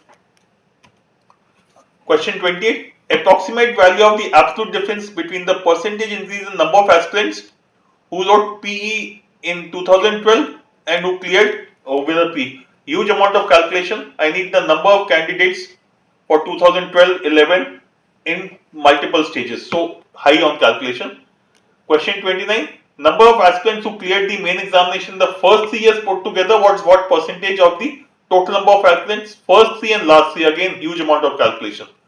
Last question. In which year did the number of aspirants who cleared prelim witness the maximum percentage increase over the previous year? Who cleared the prelim? Less calculation as compared to previous question, but nevertheless calculation intensive. This is not the preferred set of data for us or for any student who is serious about this paper.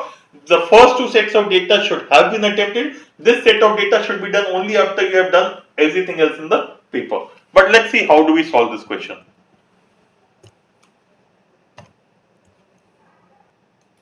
Now, first of all, for all calculations, I am going to do approximation, and my starting comes from here. I will ignore these last 3 dates everywhere. Okay. So the number of aspirants for me in 2008 is 333, 425, 2010 403, and if the choices are not closed, I will approximate it to 400. Similarly, 2008 is 497, but if the choices are not closed, I will approximate it to 500. This is 625, this is 425.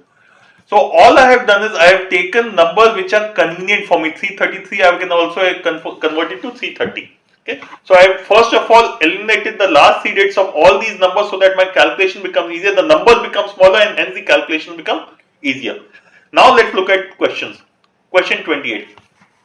What is the approximate value of absolute difference? So we need the absolute difference between the percentage increase in the number of aspirants who wrote prelims in 2012. That means number of aspirants in 2012 minus 2011, the percentage change is what we need to find. and that in the number of aspirants who cleared prelims examination in 2012 over the previous year. So what we need to find is percentage change for two categories. One, percentage change for 2012 actually. One, in the number of candidates who took the paper, who took the prelims exams. And the second is number of candidates who cleared prelims. So first let's look at the number of candidates who took the percentage change in number of candidates who took the prelim examination in 2012. Let's go back to the table. Now number of candidates who took prelim examination in 2012 is 45.6% of 625. So it is 45.6% of 625. And the number of candidates who took prelims in the previous year, which is 2011, is 55% of 497. So let us approximate that. So let me call this as 46% of 625. So 46 into 625 upon 55 into 500, which is nothing but 5 by 4. Okay. So which is 46 into 5 upon 55 by 4. Okay, we can cancel it further. 11. This is 2 and this is 23. So this is equal to 23 by 22. So 23 by 22, what is the percentage increase? This implies an increase of 1 by 22, which is equal to 4.54%. So 1 by 22, I hope you remember, is 4.54%. The first thing is percentage change in number of candidates is 4.54%. So this number is 4.54%. Now let's look at the second thing, the number of candidates who percentage change in number of candidates who cleared prelims. Okay. Now number of candidates who cleared prelims would be 5.5% of this, the number of candidates who took the paper. Okay, so it will be 5.5 into 46. Instead of 625 and 500, these two 625 and 500, I'll straight away write 5 by 4. Okay. And similarly for the previous year, it is 4 into 55. Okay. So the number of candidates who have taken the paper in 2012 was 46% of 5. The number of candidates who have cleared the paper in 2012 is 5.5% of 46% of 5. And similarly for the previous year. Okay. So there is the calculation which we now need to look at. So just to make our life simpler, again 55 into 46 into 5 upon, this becomes 40 into 55 into 4. Start cancelling out the numbers. 5 ones are 5, 5, 11s are 11 ones are 11, 11. Oh, this we should have cancelled it straight away. 11 5s are 55. So this is effectively 46 into 5, which is 230. So which is equal to 230 upon 40 into 4, 160. Okay, so this is 23 by 16, which implies an increase of 7 on the base of 16. So 7 by 16. Okay. So this is nothing but 7 by 16. Now 7 by 16, 1 by 16 is equal to 6.25%. So 7 by 16, you can calculate it as 7 into 6.25%, which is 7 6 are 42 plus another, let's say 2, so approximately 44%. Alternately, you could even say this is nothing but 8 by 16 minus 1 by 16. 8 by 16 is 50%, 1 by 16 is 6.25%, so this is 43.75%. So answer should be 43.75 minus 4.54, which is approximately 39%. Correct answer, choice A. Worth attempting? No, not worth attempting. But if you have to solve the question, this is the only way to solve the question. Let's move to the next question. Question 29. The total number of aspirants who cleared the main examination in the first 3 years put together was what percent of the total number of aspirants who cleared the main examination in the last 3 years put together?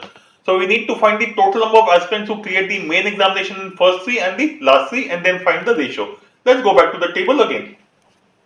Okay. Total number of aspirants who cleared the main examination is what we need to find. So this is the one. Okay. So what will it be? It will be 60% of 4% of 25% of 330 for 2008. So effectively we need to find these percentages and multiply with the numbers.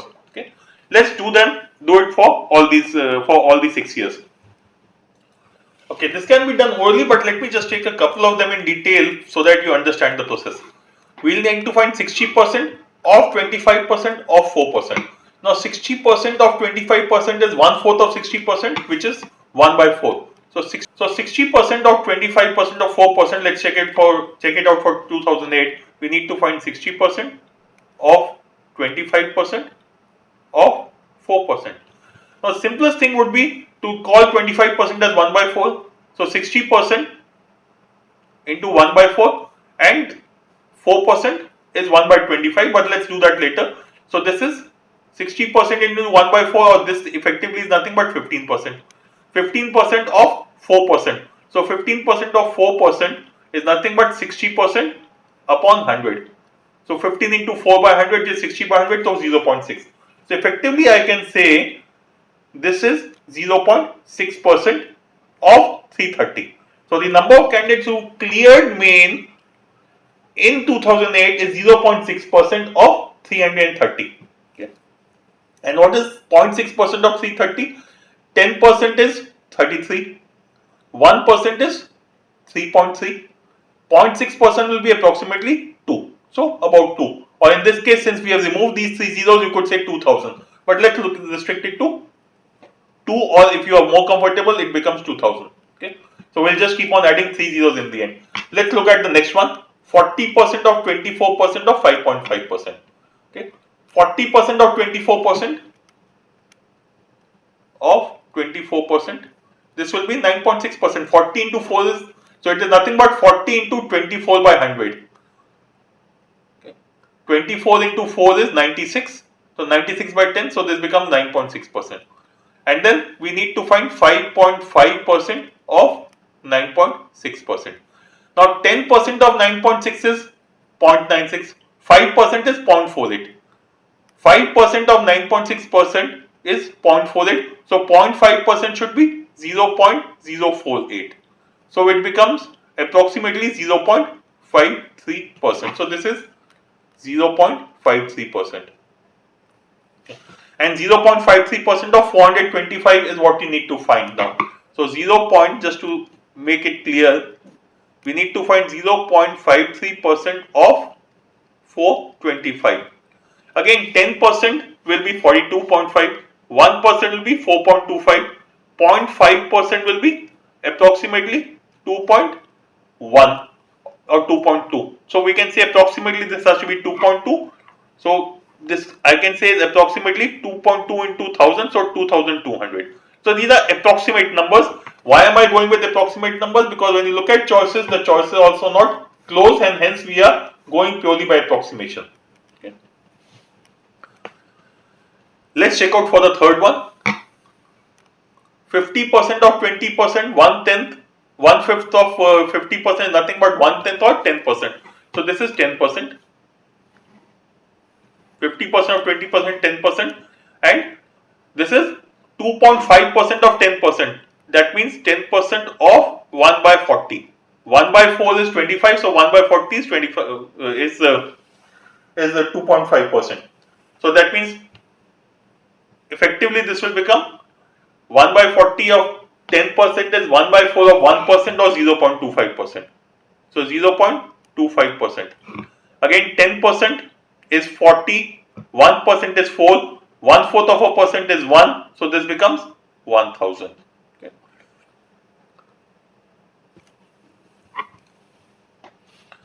Similarly, when you check out for 2011, we have 55% of 20%, 55% of 20% is nothing but 11%. And 11% of 4% is 44 by 100 or 0.44%. When we look at the next one, 45.6% of 40% of 5.5%. Now similarly you can calculate this, 45% of 40%, 45 into 4 is 190, 180. So about 182, so this is 45% of 40%, this portion itself is about 18.2% or 18.5% approximately actually, so it's 45.6, okay, and this is 5.5%. Now 5.5% is nothing but 1 by 18. So if I have to calculate 18.5% of 5.5%, it is the same as 18.5% of 1 by 18. So which is equal to 1% approximately. So I'll take it to be 1% only. Similarly, when I look at the last one, 64% of 24% of 7.5 is nothing but 3 by 40. 3 by 4 is 75, so 3 by 40 out here. Okay. And if you want, you can even approximate 64% as about 2/3. If you take it to be 2/3 into 24% into 3 by 40, your task becomes even easier. 3 gone, 2, 20. So approximately 1.2%, maybe slightly lesser than 1.2%. So if you want, because instead of 64%, we have taken it to be 66%.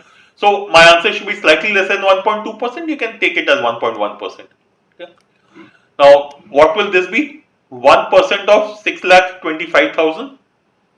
This will be 6250. 5,000 0.44% will be 2,200 again.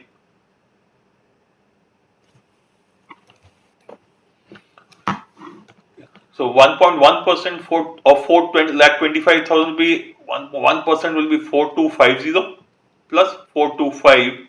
So 4675. So let's say 47, or let's take it at 4700. Okay. Okay. So we need to find the percentage change from the first 2 years, or for the total from the to the last years.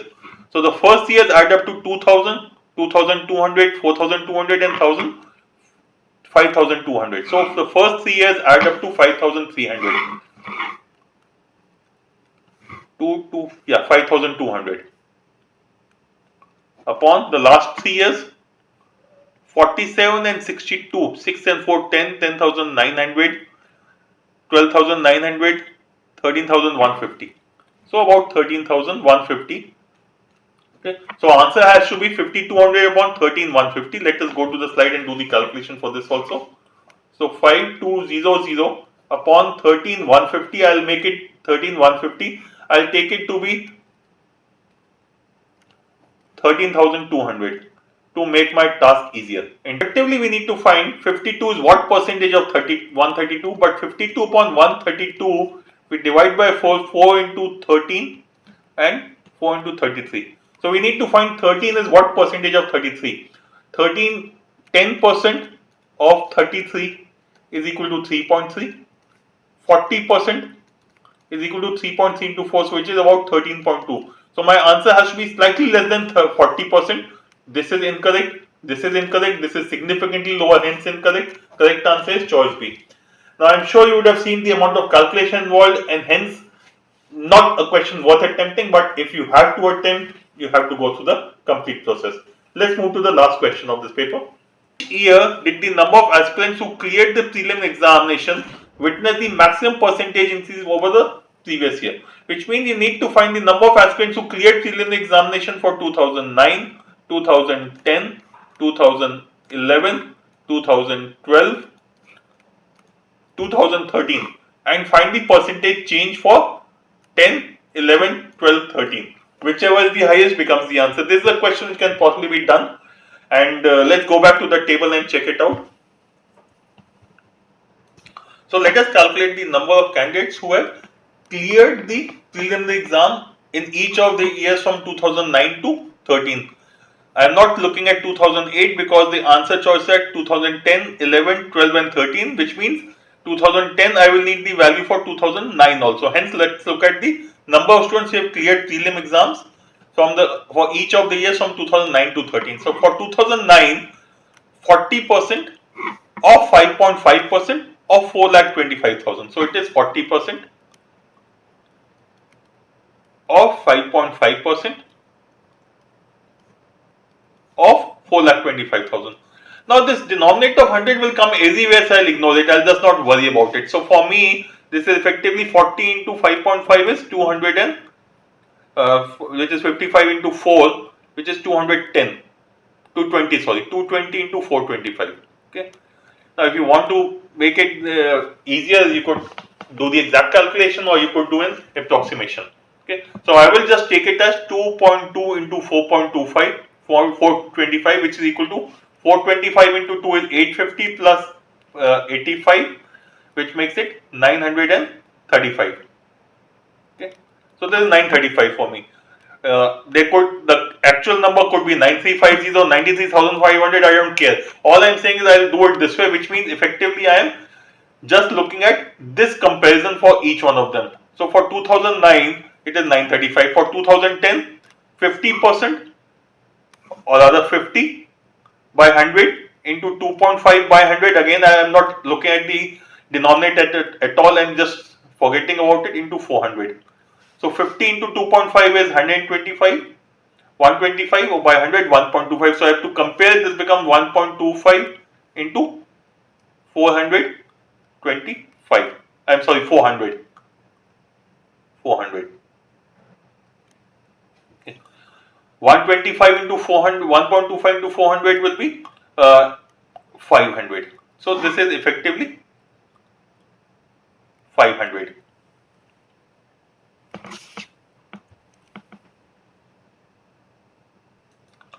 For 2011, it will be 55% or like 55 into 4 into 500. So 55 into 4 into 500, or rather we'll take it to be 5, because remember we are not looking, we are dividing it by 100 again. So 55 into 5 is 55 into 4 is 220. 220 into 5 is 1100, which is equal to 1100. So there is 1100. So first of all, 210 cannot be my answer because there is a reduction, and 500 to 2010 to 2011, it is an increase of more than 100%. So 500 it has gone to 1100, or it has become more than 2 times. Let us look at the others now. 2012 will be 45.6 into 5.5, 5.5 into 625. Okay, or rather we will make it to be 6.25, because again we will be dividing by 100. Now this will approximately be 45 into 5 is 225. So approximately this is 250. 45 into 5.5 is 250. 250 into 6 is about 1500. So this will effectively become 1500 and 1/4 of that, say about 1550 or 1600 at best. So this is about 1550 or 1600. So let me take it to 1550. Now this is again a increase, but from 1100 to 1500, it is a less than twice the number. So 2012 cannot be the answer. 2013 will be 64%. 64 into 7.5. 2013, let me put here 64 into 7.5 into 4.25. Now again 7.5 into 4.425, 7.25 into 4 is 30. 30 and then 1/4, so about 32. This is about 32. Okay. And 32 into 64. 64 into 32 will be about 64 into 3 is 192, so 1920. And 64 into 2 is 128. So about 2050. So 2050. This again cannot be the answer. Just to repeat, the numbers for 2009 are 935, 2010 is 500, 1100, 1550 and 2050. If you notice, I have just done an approximation to get the values. This is a decrease, so 2000, so this is a decrease, so cannot be the answer. This is a multiple of 2.2, so this is a possible answer. 1100 to 1500 is less than twice the number, so cannot be the answer. Similarly, this cannot be the answer. 1500 to 2000 it increase about 33%. The correct answer has to be hence 2011. Okay. So this becomes the answer as, so the answer here is 2011. Now this completes the section. Let us now look at reviewing the section. Each year did the number of aspirants who cleared the prelim examination witness the maximum percentage increase over the previous year, which means you need to find the number of aspirants who cleared prelim examination for 2009, 2010, 2011, 2012, 2013 and find the percentage change for 10, 11, 12, 13. Whichever is the highest becomes the answer. This is a question which can possibly be done. And let's go back to the table and check it out. So let us calculate the number of candidates who have cleared the preliminary exam in each of the years from 2009 to 13. I am not looking at 2008 because the answer choice is at 2010, 11, 12 and 13, which means 2010 I will need the value for 2009 also. Hence let's look at the number of students who have cleared prelim exams for each of the years from 2009 to 13. So for 2009, 40% of 5.5% of 4,25,000. So it is 40% of 5.5% of 4,25,000. Now this denominator of 100 will come everywhere, so I'll ignore it. I'll just not worry about it. So for me, this is effectively 40 into 5.5 is 200 and which is 55 into 4, which is 210. 220, sorry, 220 into 425. Okay. Now, if you want to make it easier, you could do the exact calculation or you could do an approximation. Okay. So I will just take it as 2.2 into 4.25 for 425, which is equal to 425 into 2 is 850 plus 85, which makes it 935. Okay. So this is 935 for me.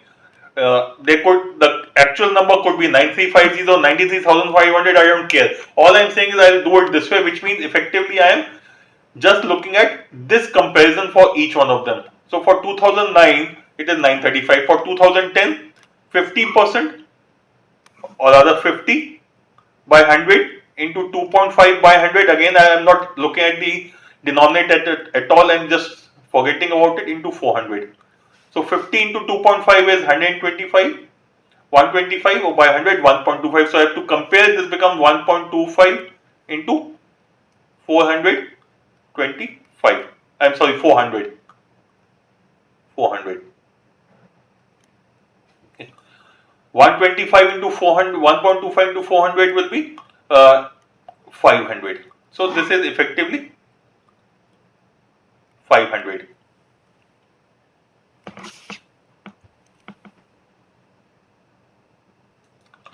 For 2011, it will be 55% or like 55 into 4 into 500. So 55 into 4 into 500, or rather we will take it to be 5, because remember we are not looking, we are dividing it by 100 again. So 55 into 5 is 55 into 4 is 220. 220 into 5 is 1100, which is equal to 1100. So there is 1100. So first of all, 210 cannot be my answer because there is a reduction, and 500 to 2010 to 2011, it is an increase of more than 100%. So 500 it has gone to 1100, or it has become more than 2 times. Let us look at the others now. 2012 will be 45.6 into 5.5, 5.5 into 625. Okay, or rather we will make it to be 6.25, because again we will be dividing by 100. Now this will approximately be 45 into 5 is 225. So approximately this is 250. 45 into 5.5 is 250. 250 into 6 is about 1500. So this will effectively become 1500 and 1/4 of that, say about 1550 or 1600 at best. So this is about 1550 or 1600. So let me take it to 1550. Now this is again a increase, but from 1100 to 1500 it is a less than twice the number, so 2012 cannot be the answer. 2013 will be 64%. 64 into 7.5, 2013, let me put here 64 into 7.5 into 4.25. Now again 7.5 into 4.425, 7.25 into 4 is 30. 30 and then 1/4, so about 32. This is about 32. Okay. And 32 into 64. 64 into 32 will be about 64 into 3 is 192, so 1920. And 64 into 2 is 128. So about 2050. So 2050. This again cannot be the answer. Just to repeat, the numbers for 2009 are 935, 2010 is 500, 1100, 1550 and 2050. If you notice, I have just done an approximation to get the values. This is a decrease, so 2000, so there is a decrease, so cannot be the answer. This is a multiple of 2.2, so this is a possible answer. 1100 to 1500 is less than twice the number, so cannot be the answer. Similarly, this cannot be the answer. 1500 to 2000 it increases about 33%. The correct answer has to be hence 2011. Okay. So this becomes the answer as, so the answer here is 2011. Now this completes the section. Let us now look at reviewing the section.